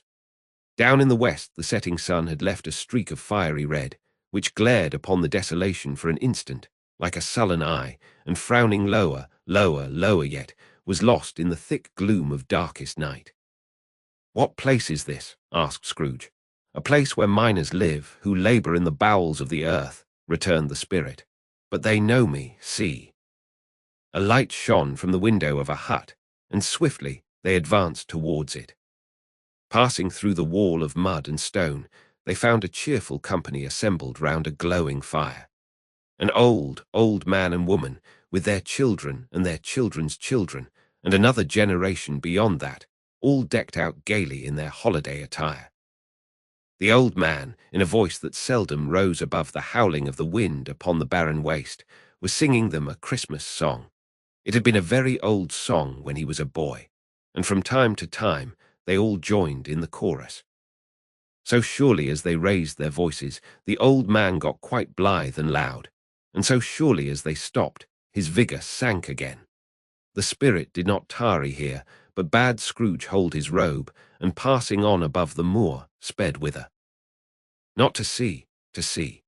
To Scrooge's horror, looking back, he saw the last of the land, a frightful range of rocks behind them, and his ears were deafened by the thundering of water as it rolled and roared, and raged among the dreadful caverns it had worn, and fiercely tried to undermine the earth. Built upon a dismal reef of sunken rocks, some league or so from shore, on which the waters chafed and dashed, the wild year through, there stood a solitary lighthouse. Great heaps of seaweed clung to its base, and storm birds, born of the wind, one might suppose, as seaweed of the water, rose and fell about it, like the waves they skimmed. But even here, two men who watched the light had made a fire, that through the loophole in the thick stone wall shed out a ray of brightness on the awful sea. Joining their horny hands over the rough table at which they sat, they wished each other Merry Christmas in their can of grog. And one of them, the elder too, with his face all damaged and scarred with hard weather, as the figurehead of an old ship might be, struck up a sturdy song that was like a gale in itself. Again the ghost sped on, above the black and heaving sea. On, until being far away, as he told Scrooge, from any shore, they lighted on a ship. They stood beside the helmsman at the wheel, the lookout in the bow, the officers who had the watch. Dark, ghostly figures in their several stations.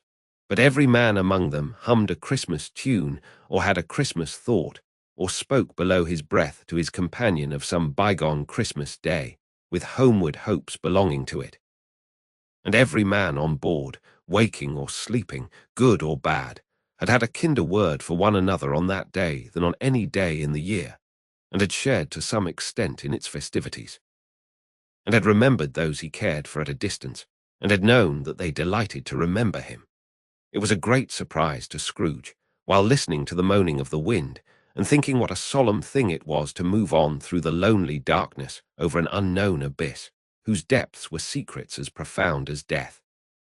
It was a great surprise to Scrooge, while thus engaged, to hear a hearty laugh. It was a much greater surprise to Scrooge to recognize it as his own nephew's, and to find himself in a bright, dry, gleaming room, with the spirit standing smiling by his side, and looking at that same nephew with approving affability. "Ha, ha," laughed Scrooge's nephew.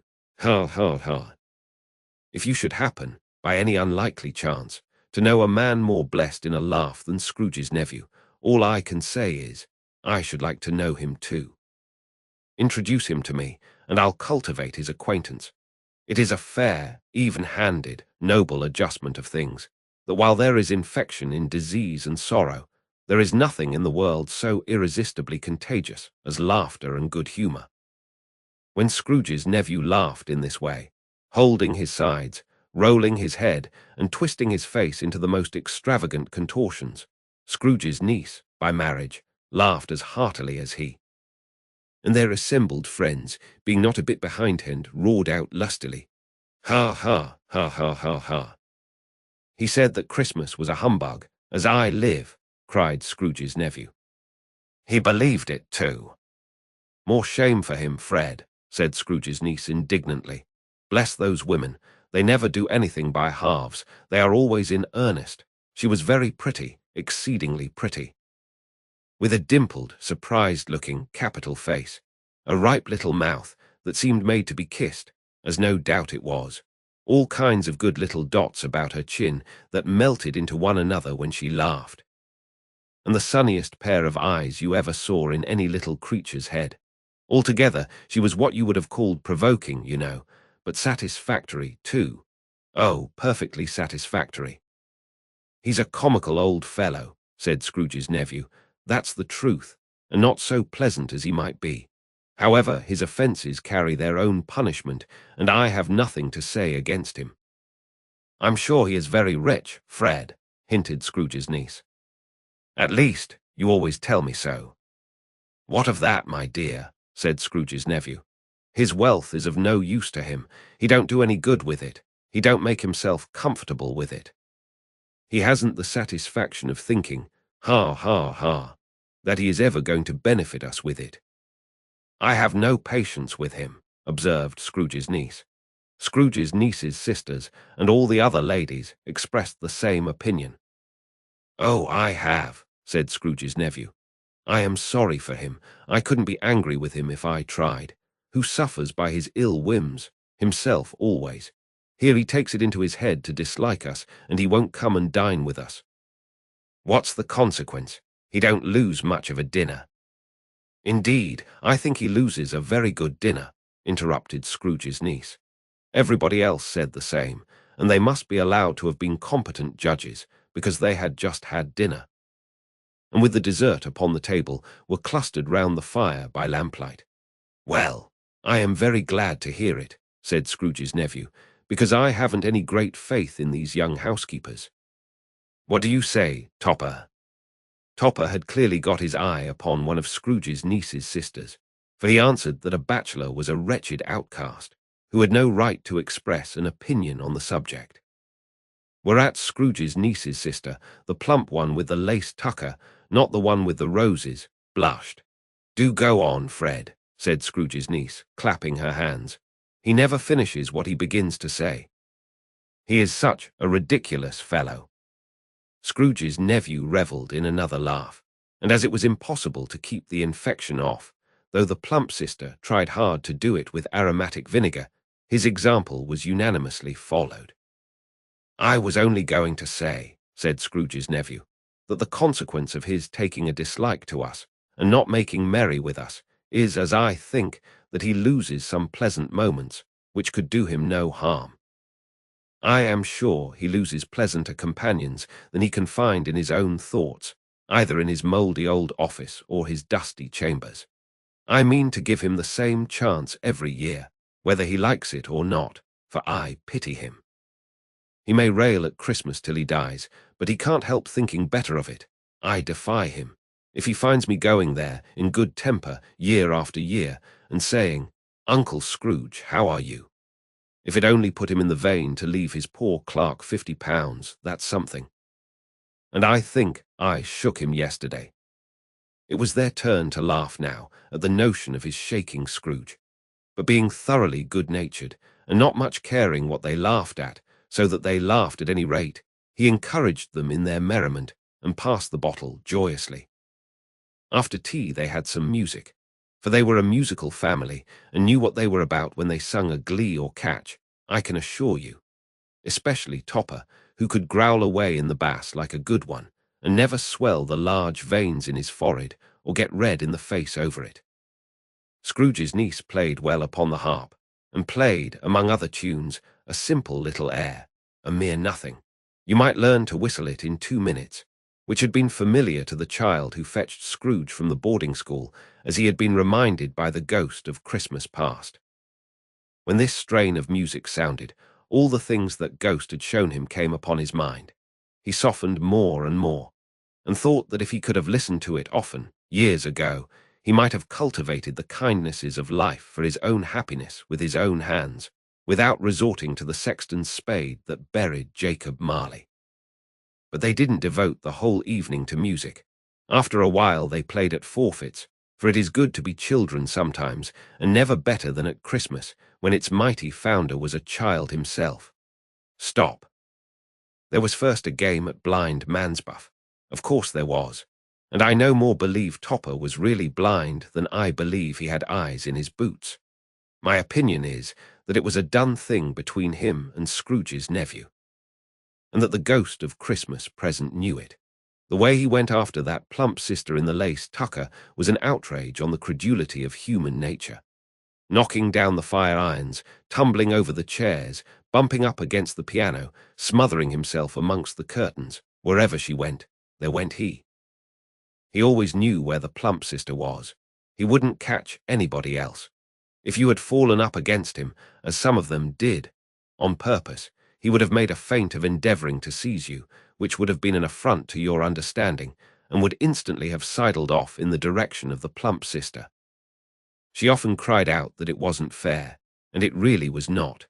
But when, at last, he caught her, when, in spite of all her silken rustlings and her rapid flutterings past him, he got her into a corner whence there was no escape, then his conduct was the most execrable, for his pretending not to know her, his pretending that it was necessary to touch her head-dress, and further to assure himself of her identity by pressing a certain ring upon her finger and a certain chain about her neck, was vile, monstrous.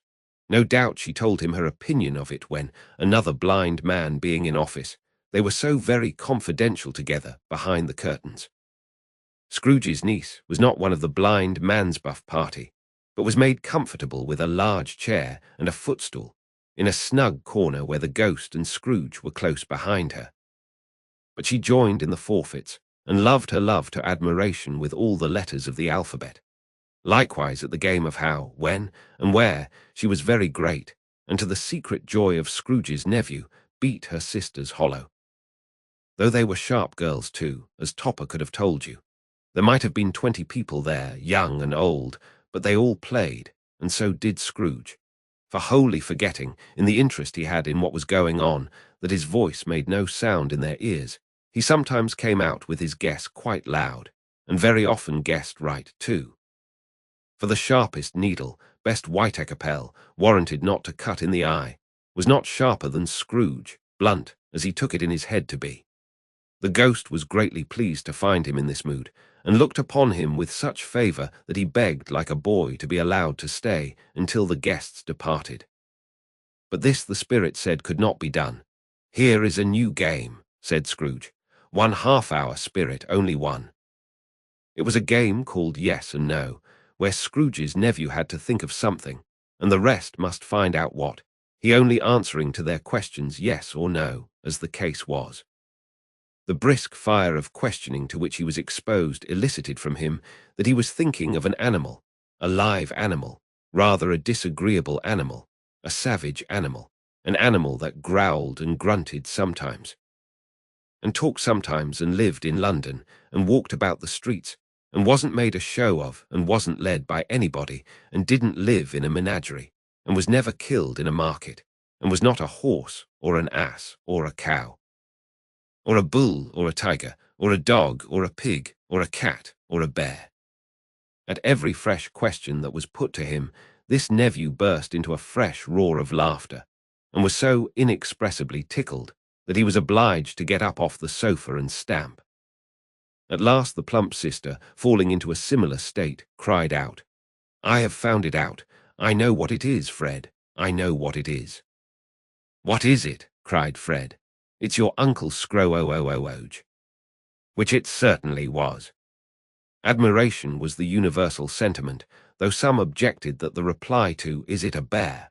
ought to have been "Yes," inasmuch as an answer in the negative was sufficient to have diverted their thoughts from Mr. Scrooge, supposing they had ever had any tendency that way. "He has given us plenty of merriment, I am sure," said Fred, "and it would be ungrateful not to drink his health. Here is a glass of mulled wine ready to our hand at the moment. And I say, Uncle Scrooge." "Well, Uncle Scrooge," they cried. "A Merry Christmas and a Happy New Year to the old man, whatever he is," said Scrooge's nephew.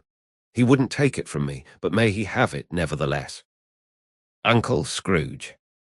Uncle Scrooge had imperceptibly become so gay and light of heart that he would have pledged the unconscious company in return, and thanked them in an inaudible speech, if the ghost had given him time. But the whole scene passed off in the breath of the last words spoken by his nephew, and he and the spirit were again upon their travels.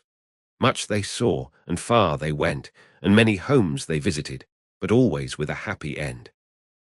The spirit stood beside sick beds, and they were cheerful, on foreign lands, and they were close at home, by struggling men, and they were patient in their greater hope, by poverty, and it was rich. In almshouse, hospital, and jail, in misery's every refuge, where vain man in his little brief authority had not made fast the door, and barred the spirit out, he left his blessing and taught Scrooge his precepts.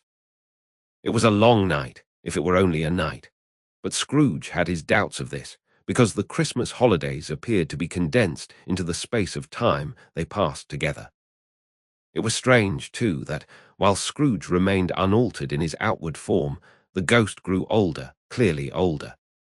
Scrooge had observed this change, but never spoke of it until they left a children's 12th night party, when, looking at the spirit as they stood together in an open place, he noticed that its hair was grey. "Are spirits' lives so short?" asked Scrooge. "My life upon this globe is very brief," replied the ghost. "It ends tonight." "Tonight," cried Scrooge. "Tonight at midnight, hark! The time is drawing near." The chimes were ringing the 11:15 at that moment.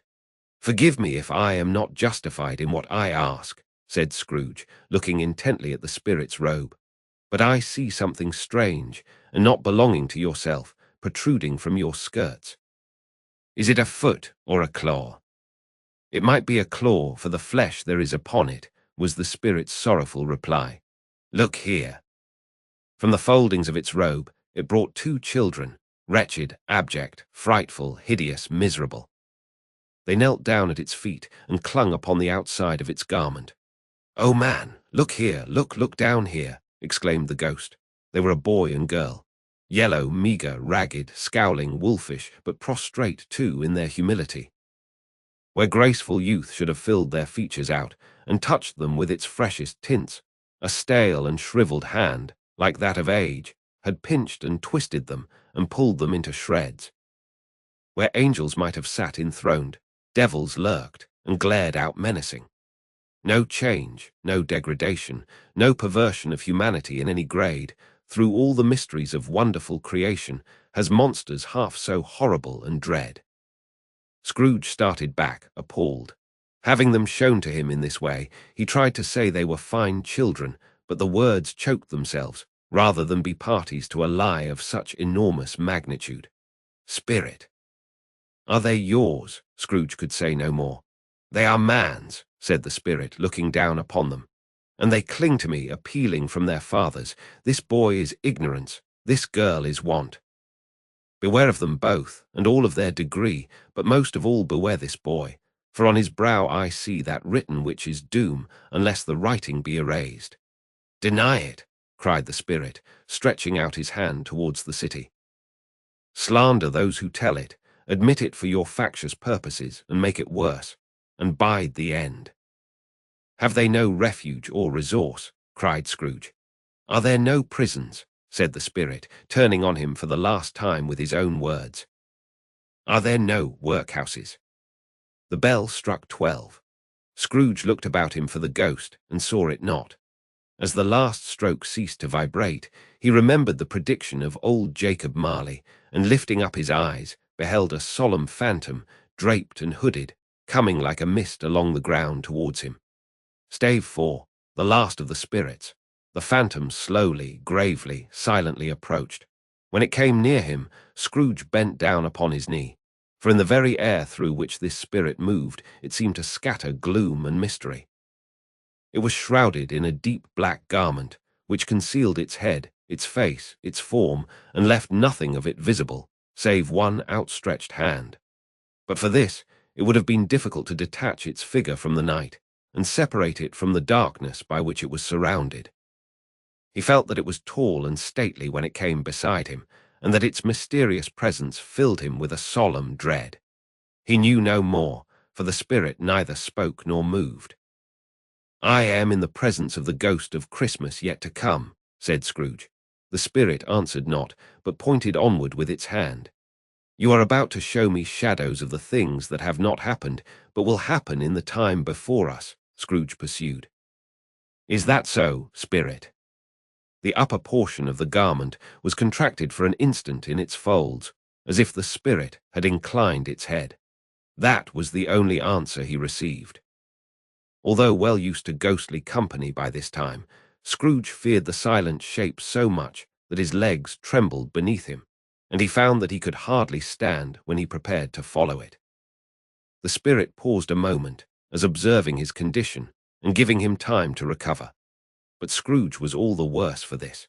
It thrilled him with a vague, uncertain horror to know that, behind the dusky shroud, there were ghostly eyes intently fixed upon him, while he, though he stretched his own to the utmost, could see nothing but a spectral hand and one great heap of black. Ghost of the future, he exclaimed, I fear you more than any spectre I have seen. But as I know your purpose is to do me good, and as I hope to live to be another man from what I was, I am prepared to bear your company and do it with a thankful heart. Will you not speak to me? It gave him no reply. The hand was pointed straight before them. Lead on, said Scrooge. Lead on. The night is waning fast, and it is precious time to me, I know. Lead on, spirit. The phantom moved away as it had come towards him. Scrooge followed in the shadow of its dress, which bore him up, he thought, and carried him along. They scarcely seemed to enter the city, for the city rather seemed to spring up about them and encompass them of its own act. But there they were in the heart of it, on 'change, amongst the merchants, who hurried up and down, and chinked the money in their pockets, and conversed in groups, and looked at their watches, and trifled thoughtfully with their great gold seals, and so forth, as Scrooge had seen them often. The spirit stopped beside one little knot of business men. Observing that the hand was pointed to them, Scrooge advanced to listen to their talk. No, said a great fat man with a monstrous chin. I don't know much about it either way. I only know he's dead. When did he die? Inquired another. Last night, I believe. Why, what was the matter with him? asked a third, taking a vast quantity of snuff out of a very large snuff box. I thought he'd never die. God knows, said the first, with a yawn. What has he done with his money? Asked a red-faced gentleman with a pendulous excrescence on the end of his nose that shook like the gills of a turkey-cock. I haven't heard, said the man with the large chin, yawning again. Left it to his company, perhaps. He hasn't left it to me, that's all I know. This pleasantry was received with a general laugh. It's likely to be a very cheap funeral, said the same speaker. For upon my life, I don't know of anybody to go to it. Suppose we make up a party and volunteer. I don't mind going if a lunch is provided, observed the gentleman with the excrescence on his nose. But I must be fed if I make one. Another laugh. How are you? Said one. How are you? Returned the other. Well, said the first. Old Scratch has got his own at last, hey? Well, I am the most disinterested among you, after all, said the first speaker, for I never wear black gloves, and I never eat lunch. But I'll offer to go if anybody else will. When I come to think of it, I'm not at all sure that I wasn't his most particular friend, for we used to stop and speak whenever we met. Bye-bye. Speakers and listeners strolled away and mixed with other groups. Scrooge knew the men and looked towards the spirit for an explanation. The phantom glided on into a street. Its finger pointed to two persons meeting. Scrooge listened again, thinking that the explanation might lie here. He knew these men also perfectly. They were men of business, very wealthy and of great importance. He had made a point always of standing well in their esteem in a business point of view, that is. Strictly in a business point of view. How are you? Said one. How are you? Returned the other. Well, said the first, Old Scratch has got his own at last, hey? So I am told, returned the second. Cold, isn't it? Seasonable for Christmas time. You are not a skater, I suppose. No, something else to think of. Good morning. Not another word. That was their meeting, their conversation, and their parting. Scrooge was at first inclined to be surprised that the spirit should attach importance to conversations apparently so trivial. But feeling assured that they must have some hidden purpose, he set himself to consider what it was likely to be. They could scarcely be supposed to have any bearing on the death of Jacob, his old partner, for that was past, and this ghost's province was the future. Nor could he think of anyone immediately connected with himself to whom he could apply them. But nothing doubting that, to whomsoever they applied, they had some latent moral for his own improvement, he resolved to treasure up every word he heard, and everything he saw, and especially to observe the shadow of himself when it appeared, for he had an expectation that the conduct of his future self would give him the clue he missed, and would render the solution of these riddles easy. He looked about in that very place for his own image, but another man stood in his accustomed corner, and though the clock pointed to his usual time of day for being there, he saw no likeness of himself among the multitudes that poured in through the porch. It gave him little surprise, however, for he had been revolving in his mind a change of life, and thought and hoped he saw his new-born resolutions carried out in this. Quiet and dark, beside him stood the phantom with its outstretched hand. When he roused himself from his thoughtful quest, he fancied, from the turn of the hand, and its situation in reference to himself, that the unseen eyes were looking at him keenly. It made him shudder and feel very cold. They left the busy scene and went into an obscure part of the town where Scrooge had never penetrated before, although he recognized its situation and its bad repute. The ways were foul and narrow, the shop and houses wretched, the people half-naked, drunken, slipshod, ugly. Alleys and archways, like so many cesspools, disgorged their offences of smell and dirt, and life upon the straggling streets. And the whole quarter reeked with crime, with filth and misery.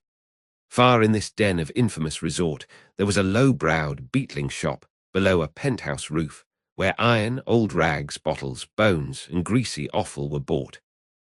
Upon the floor within were piled up heaps of rusty keys, nails, chains, hinges, files, scales, weights, and refuse iron of all kinds. Secrets that few would like to scrutinize were bred and hidden in mountains of unseemly rags, masses of corrupted fat, and sepulchres of bones.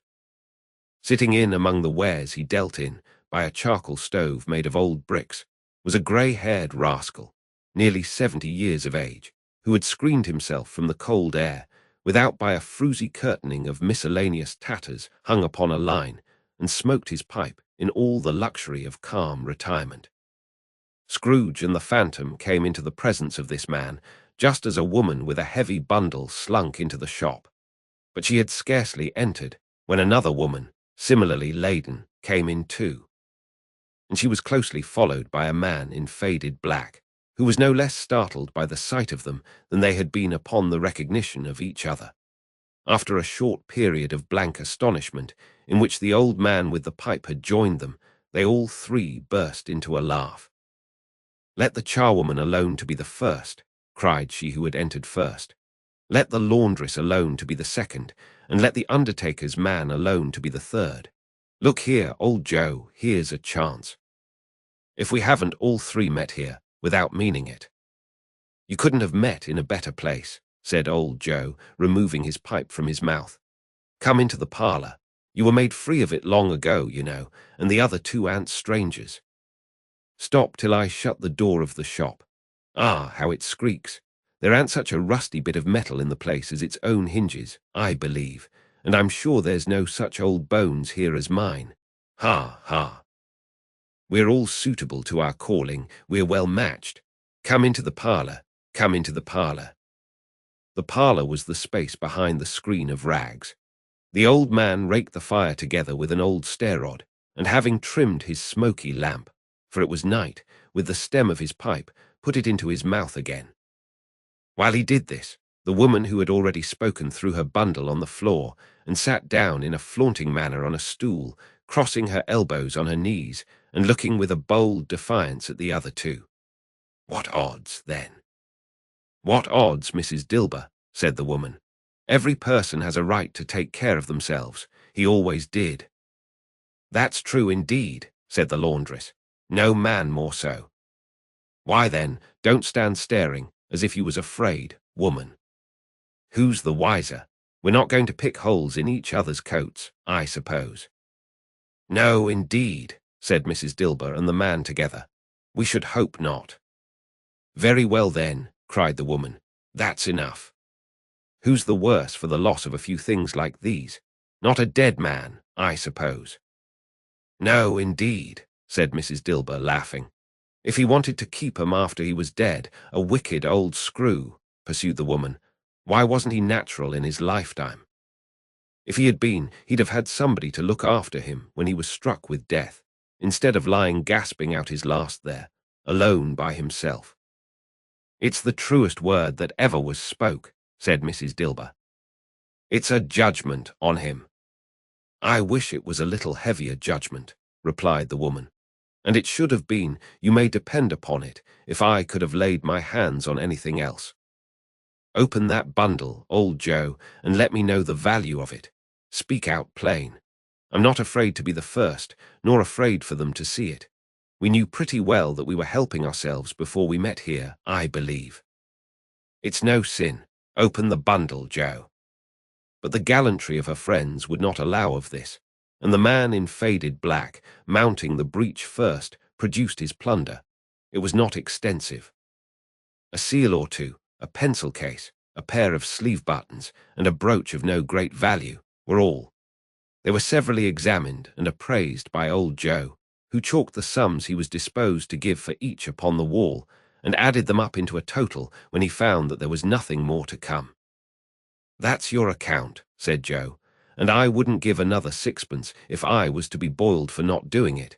Who's next?" "What do you call this?" said Joe.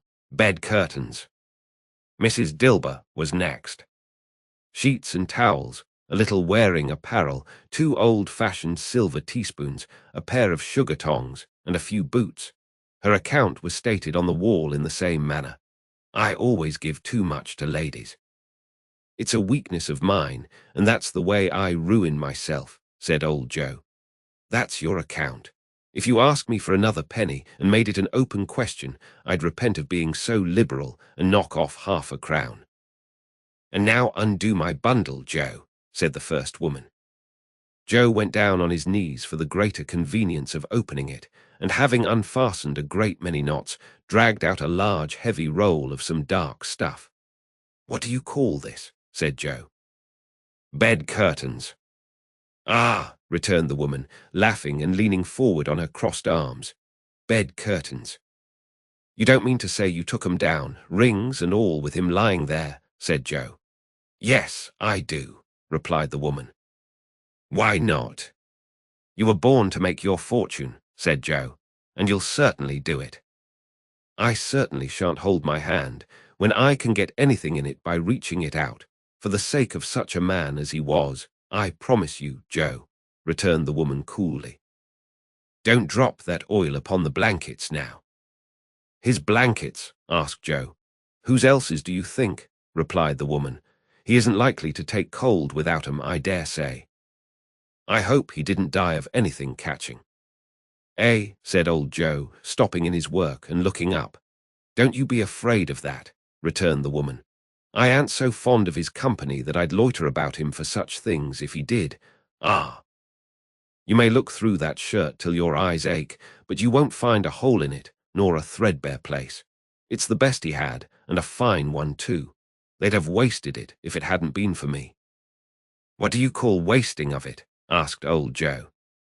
"Putting it on him to be buried in, to be sure," replied the woman, with a laugh. "Somebody was fool enough to do it, but I took it off again. If calico ain't good enough for such a purpose, it isn't good enough for anything.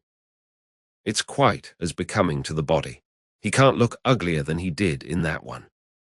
Scrooge listened to this dialogue in horror. As they sat grouped about their spoil, in the scanty light afforded by the old man's lamp, he viewed them with a detestation and disgust which could hardly have been greater, though they had been obscene demons marketing the corpse itself. "Ha, ha!" laughed the same woman when old Joe, producing a flannel bag with money in it, told out their several gains upon the ground. "This is the end of it, you see. He frightened every one away from him when he was alive, to profit us when he was dead." "Hard, hard, hard." "Spirit," said Scrooge, shuddering from head to foot. I see, I see. The case of this unhappy man might be my own. My life tends that way now. Merciful heaven, what is this?" He recoiled in terror, for the scene had changed, and now he almost touched a bed, a bare, uncurtained bed, on which, beneath a ragged sheet, there lay a something covered up, which, though it was dumb, announced itself in awful language. The room was very dark, too dark to be observed with any accuracy, though Scrooge glanced round it in obedience to a secret impulse, anxious to know what kind of room it was. A pale light, rising in the outer air, fell straight upon the bed, and on it, plundered and bereft, unwatched, unwept, uncared for, was the body of this man. Scrooge glanced towards the phantom. Its steady hand was pointed to the head.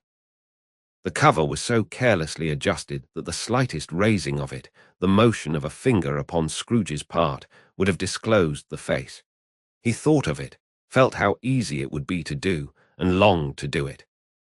But he had no more power to withdraw the veil than to dismiss the spectre at his side. "Oh, cold, cold, rigid, dreadful death, set up thine altar here, and dress it with such terrors as thou hast at thy command, for this is thy dominion. But of the loved, revered, and honoured head thou canst not turn one hair to thy dread purposes, or make one feature odious. It is not that the hand is heavy, and will fall down when released. It is not that the heart and pulse are still, but that the hand was open, generous, and true, the heart brave, warm, and tender, and the pulse a man's. Strike, shadow, strike, and see his good deeds springing from the wound, to sow the world with life immortal." No voice pronounced these words in Scrooge's ears, and yet he heard them when he looked upon the bed. He thought, if this man could be raised up now, what would be his foremost thoughts? Avarice, hard dealing, griping cares. They have brought him to a rich end, truly. He lay in the dark, empty house, with not a man, a woman, or a child to say, "He was kind to me in this or that, and for the memory of one kind word I will be kind to him." A cat was tearing at the door, and there was a sound of gnawing rats beneath the hearthstone. What they wanted in the room of death, and why they were so restless and disturbed, Scrooge did not dare to think. "Spirit," he said, "this is a fearful place. In leaving it, I shall not leave its lesson, trust me. Let us go." Still the ghost pointed with an unmoved finger to the head. "I understand you," Scrooge returned, "and I would do it if I could, but I have not the power, Spirit. I have not the power." Again it seemed to look upon him. "If there is any person in the town who feels emotion caused by this man's death," said Scrooge, quite agonized, "show that person to me, Spirit, I beseech you." The phantom spread its dark robe before him for a moment, like a wing, and withdrawing it, revealed a room by daylight, where a mother and her children were. She was expecting someone, and with anxious eagerness, for she walked up and down the room, started at every sound, looked out from the window, glanced at the clock, tried, but in vain, to work with her needle, and could hardly bear the voices of her children in their play. At length the long-expected knock was heard. She hurried to the door and met her husband, a man whose face was careworn and depressed, though he was young. There was a remarkable expression in it now, a kind of serious delight of which he felt ashamed and which he struggled to repress. He sat down to the dinner that had been hoarding for him by the fire, and when she asked him faintly what news, which was not until after a long silence, he appeared embarrassed how to answer. "Is it good," she said, "or bad, to help him?" "Bad," he answered. "We are quite ruined." "No, there is hope yet, Caroline." "If he relents," she said, amazed. "There is. Nothing is past hope if such a miracle has happened." "He is past relenting," said her husband. "He is dead." She was a mild and patient creature if her face spoke truth, but she was thankful in her soul to hear it, and she said so with clasped hands. She prayed forgiveness the next moment and was sorry. But the first was the emotion of her heart. What the half-drunken woman, whom I told you of last night, said to me when I tried to see him and obtain a week's delay, and what I thought was a mere excuse to avoid me, turns out to have been quite true. He was not only very ill, but dying then. To whom will our debt be transferred? I don't know, but before that time we shall be ready with the money, and even though we were not, it would be bad fortune indeed to find so merciless a creditor in his successor. We may sleep tonight with light hearts, Caroline. Yes, soften it as they would, their hearts were lighter. The children's faces, hushed and clustered round to hear what they so little understood, were brighter. And it was a happier house for this man's death. The only emotion that the ghost could show him, caused by the event, was one of pleasure. "Let me see some tenderness connected with a death," said Scrooge. "Or that dark chamber, Spirit, which we left just now, will be for ever present to me." The ghost conducted him through several streets familiar to his feet, and as they went along, Scrooge looked here and there to find himself, but nowhere was he to be seen. They entered poor Bob Cratchit's house, the dwelling he had visited before, and found the mother and the children seated round the fire. Quiet, very quiet. The noisy little Cratchits were as still as statues in one corner and sat looking up at Peter, who had a book before him. The mother and her daughters were engaged in sewing, but surely they were very quiet, and he took a child and set him in the midst of them. Where had Scrooge heard those words? He had not dreamed them. The boy must have read them out as he and the spirit crossed the threshold. Why did he not go on? The mother laid her work upon the table and put her hand up to her face. "The colour hurts my eyes," she said. "The colour. Ah, poor tiny Tim." "They're better now again," said Cratchit's wife. "It makes them weak by candlelight, and I wouldn't show weak eyes to your father when he comes home for the world. It must be near his time." "Past it rather," Peter answered, shutting up his book. "But I think he has walked a little slower than he used, these few last evenings, mother." They were very quiet again. At last she said, and in a steady, cheerful voice that only faltered once, I have known him walk with. I have known him walk with Tiny Tim upon his shoulder, very fast indeed.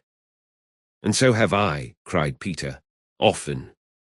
And so have I, exclaimed another. So had all. But he was very light to carry, she resumed, intent upon her work, and his father loved him so that it was no trouble, no trouble. And there is your father at the door. She hurried out to meet him.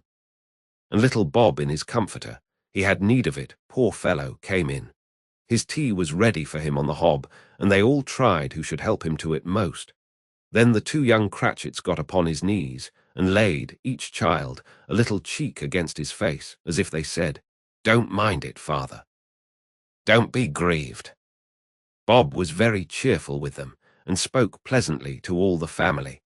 He looked at the work upon the table, and praised the industry and speed of Mrs. Cratchit and the girls. They would be done long before Sunday, he said. "Sunday, you went today then, Robert," said his wife. "Yes, my dear," returned Bob. "I wish you could have gone. It would have done you good to see how green a place it is, but you'll see it often." "I promised him that I would walk there on a Sunday. My little child," cried Bob. "My little child." He broke down all at once. He couldn't help it. If he could have helped it, he and his child would have been farther apart, perhaps, than they were. He left the room and went upstairs into the room above, which was lighted cheerfully and hung with Christmas. There was a chair set close beside the child, and there were signs of someone having been there lately. Poor Bob sat down in it, and when he had thought a little and composed himself, he kissed the little face. He was reconciled to what had happened, and went down again quite happy. They drew about the fire and talked, the girls and mother working still. Bob told them of the extraordinary kindness of Mr. Scrooge's nephew, whom he had scarcely seen but once, and who, meeting him in the street that day, and seeing that he looked a little, just a little down, you know, said Bob, inquired what had happened to distress him. "On which," said Bob, "for he is the pleasantest spoken gentleman you ever heard, I told him. I am heartily sorry for it, Mr. Cratchit, he said, and heartily sorry for your good wife. By the by, how he ever knew that I don't know." "Knew what, my dear?" "Why, that you were a good wife," replied Bob. "Everybody knows that," said Peter. "Very well observed, my boy," cried Bob. "I hope they do. Heartily sorry," he said, "for your good wife. If I can be of service to you in any way," he said, giving me his card, "that's where I live.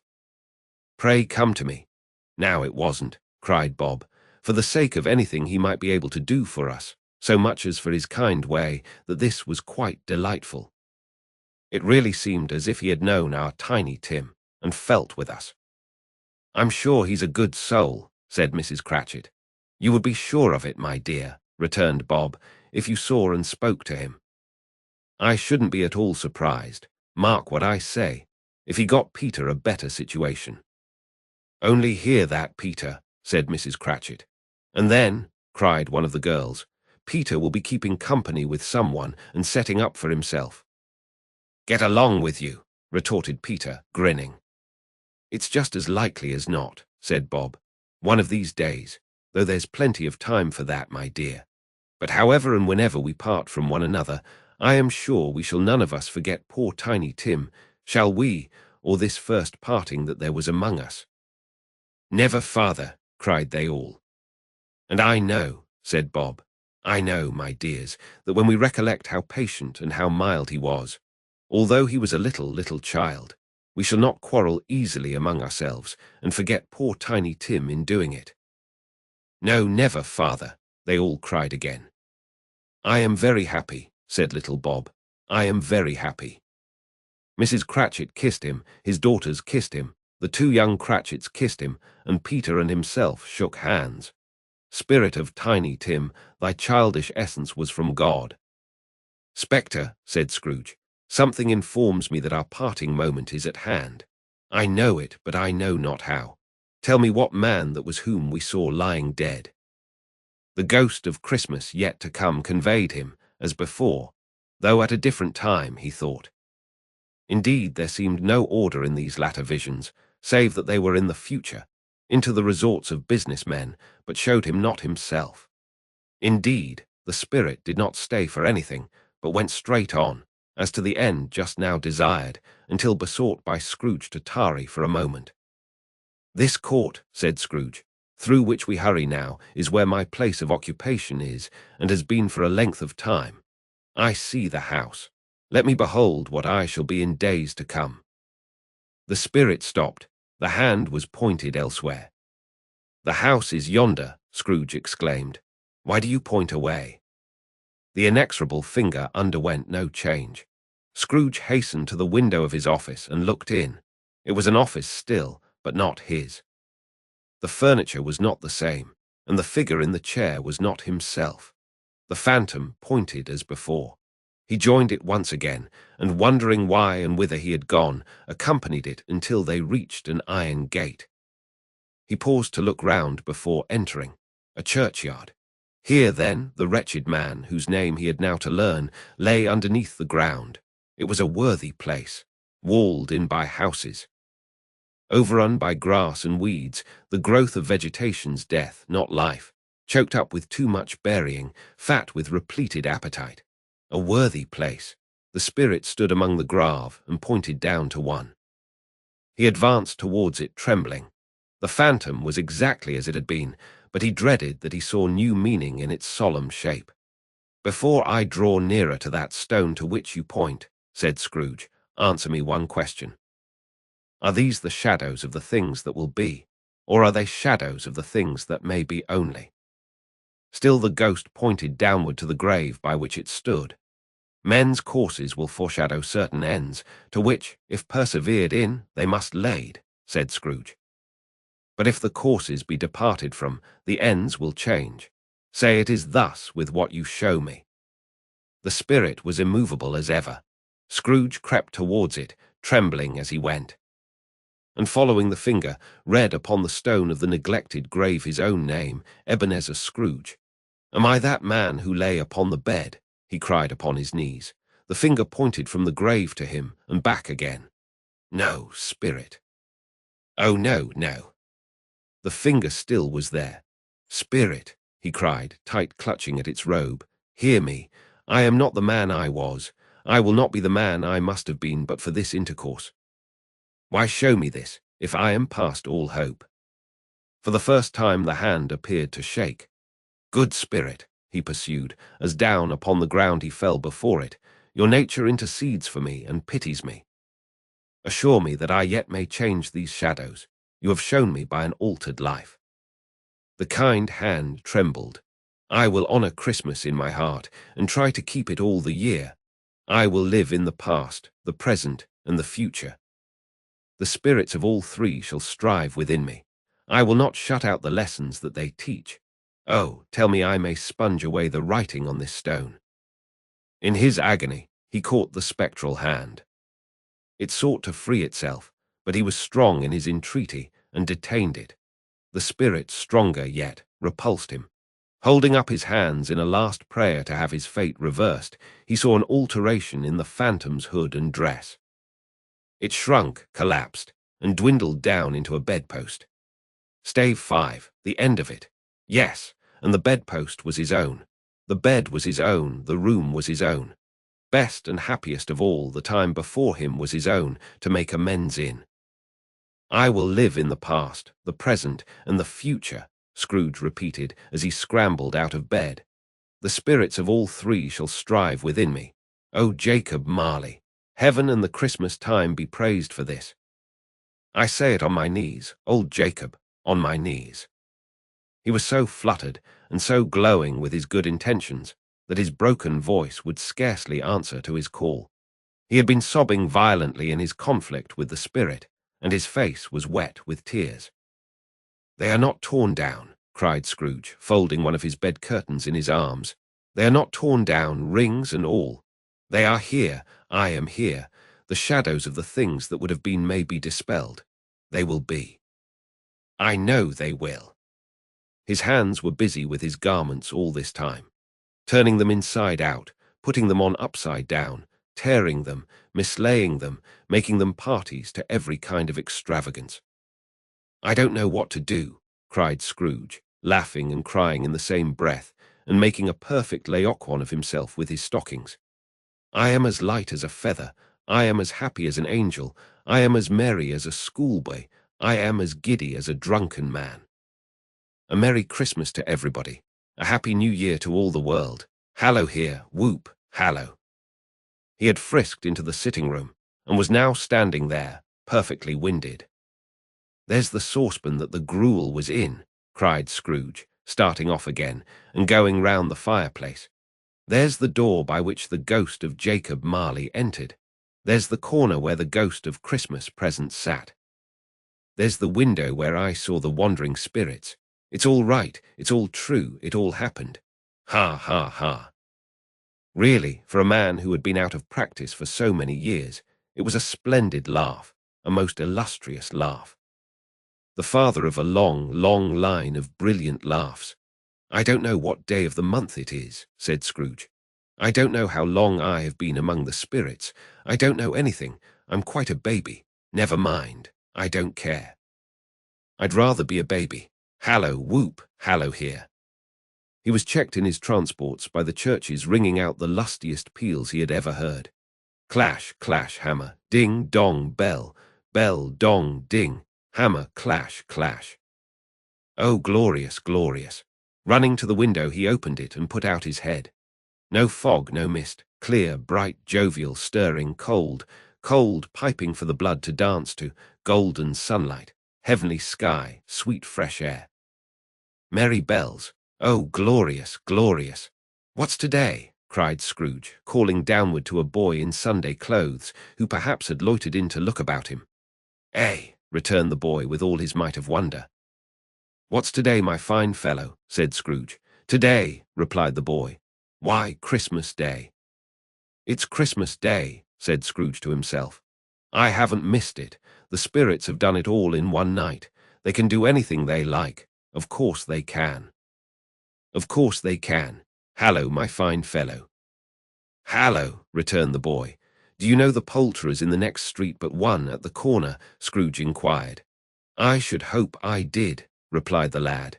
An intelligent boy, said Scrooge. A remarkable boy. Do you know whether they've sold the prize turkey that was hanging up there? Not the little prize turkey, the big one. What, the one as big as me? Returned the boy. What a delightful boy, said Scrooge. It's a pleasure to talk to him. Yes, my buck.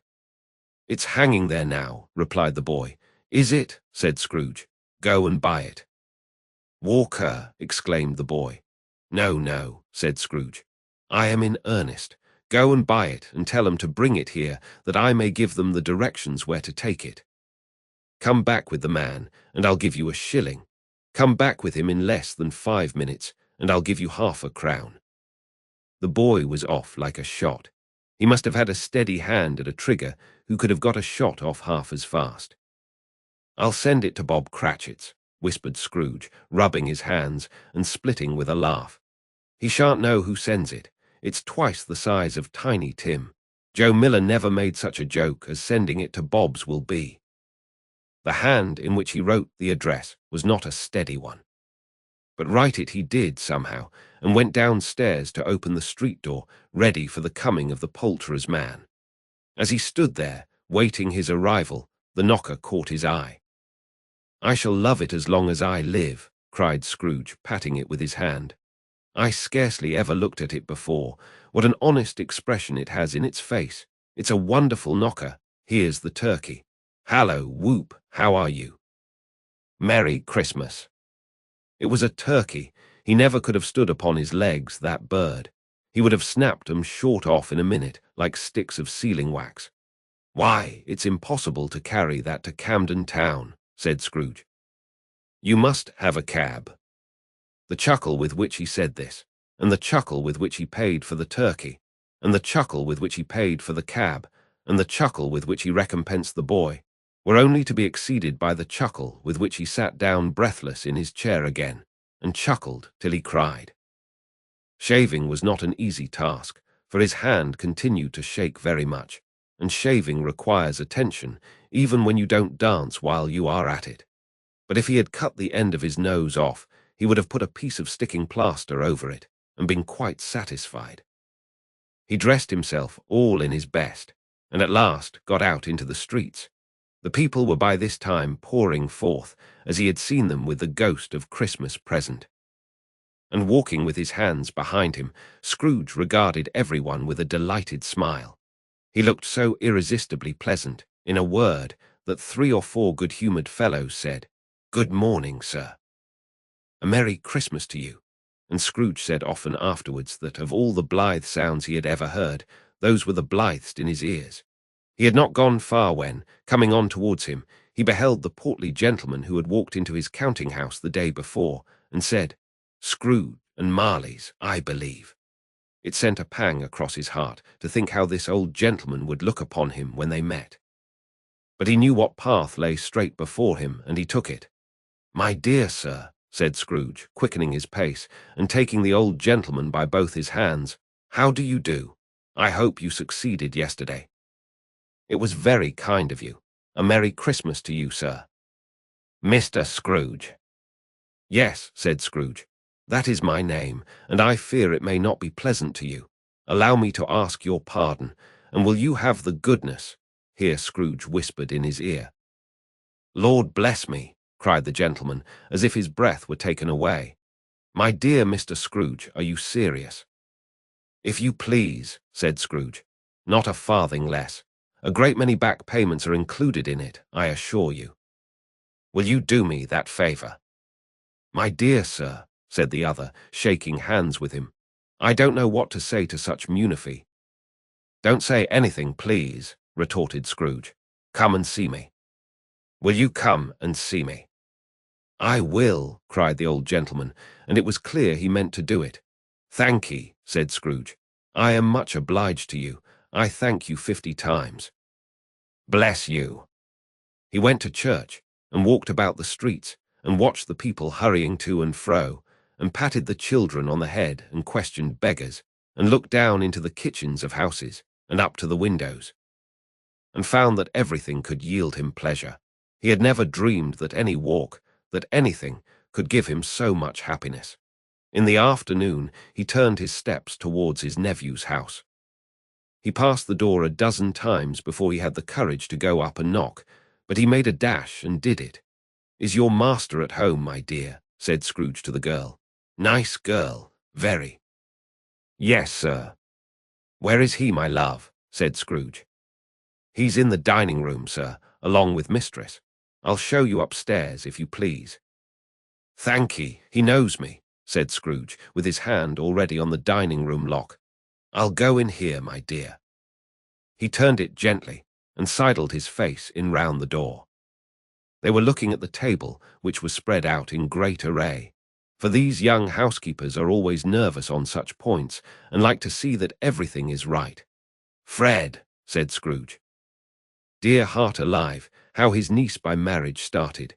Scrooge had forgotten for the moment about her sitting in the corner with the footstool, or he wouldn't have done it on any account. "Why, bless my soul," cried Fred. "Who's that?" "It's I." "Your Uncle Scrooge. I have come to dinner. Will you let me in, Fred?" Let him in. It is a mercy he didn't shake his arm off. He was at home in 5 minutes. Nothing could be heartier. His niece looked just the same. So did Topper when he came. So did the plump sister when she came. So did everyone when they came. Wonderful party, wonderful games, wonderful unanimity, one dare full happiness. But he was early at the office next morning. Oh, he was early there. If he could only be there first and catch Bob Cratchit coming late. That was the thing he had set his heart upon. And he did it. Yes, he did. The clock struck 9. No Bob, 1/4 past. No Bob. He was full 18 minutes and a half behind his time. Scrooge sat with his door wide open, that he might see him come into the tank. His hat was off before he opened the door, his comforter too. He was on his stool in a jiffy, driving away with his pen, as if he were trying to overtake 9 o'clock. "Hallo!" growled Scrooge in his accustomed voice, as near as he could feign it. "What do you mean by coming here at this time of day?" "I am very sorry, sir," said Bob. "I am behind my time." "You are," repeated Scrooge. "Yes, I think you are. Step this way, sir, if you please." It's only once a year, sir, pleaded Bob, appearing from the tank. It shall not be repeated. I was making rather merry yesterday, sir. Now, I'll tell you what, my friend, said Scrooge. I am not going to stand this sort of thing any longer. And therefore, he continued, leaping from his stool, and giving Bob such a dig in the waistcoat that he staggered back into the tank again, and therefore I am about to raise your salary. Bob trembled and got a little nearer to the ruler. He had a momentary idea of knocking Scrooge down with it, holding him and calling to the people in the court for help and a straight waistcoat. "A Merry Christmas, Bob," said Scrooge, with an earnestness that could not be mistaken, as he clapped him on the back. "A merrier Christmas, Bob, my good fellow, than I have given you for many a year. I'll raise your salary, and endeavour to assist your struggling family, and we will discuss your affairs this very afternoon over a Christmas bowl of smoking bishop, Bob. Make up the fires, and buy another coal scuttle before you dot another I, Bob Cratchit." Scrooge was better than his word. He did it all and infinitely more, and to Tiny Tim, who did not die, he was a second father. He became as good a friend, as good a master, and as good a man as the good old city knew, or any other good old city, town, or borough in the good old world. Some people laughed to see the alteration in him, but he let them laugh, and little heeded them. For he was wise enough to know that nothing ever happened on this globe, for good, at which some people did not have their fill of laughter in the outset. And knowing that such as these would be blind anyway, he thought it quite as well that they should wrinkle up their eyes in grins as have the malady in less attractive forms. His own heart laughed, and that was quite enough for him. He had no further intercourse with spirits, but lived upon the total abstinence principle ever afterwards, and it was always said of him that he knew how to keep Christmas well if any man alive possessed the knowledge. May that be truly said of us and all of us, and so, as Tiny Tim observed, God bless us, every one.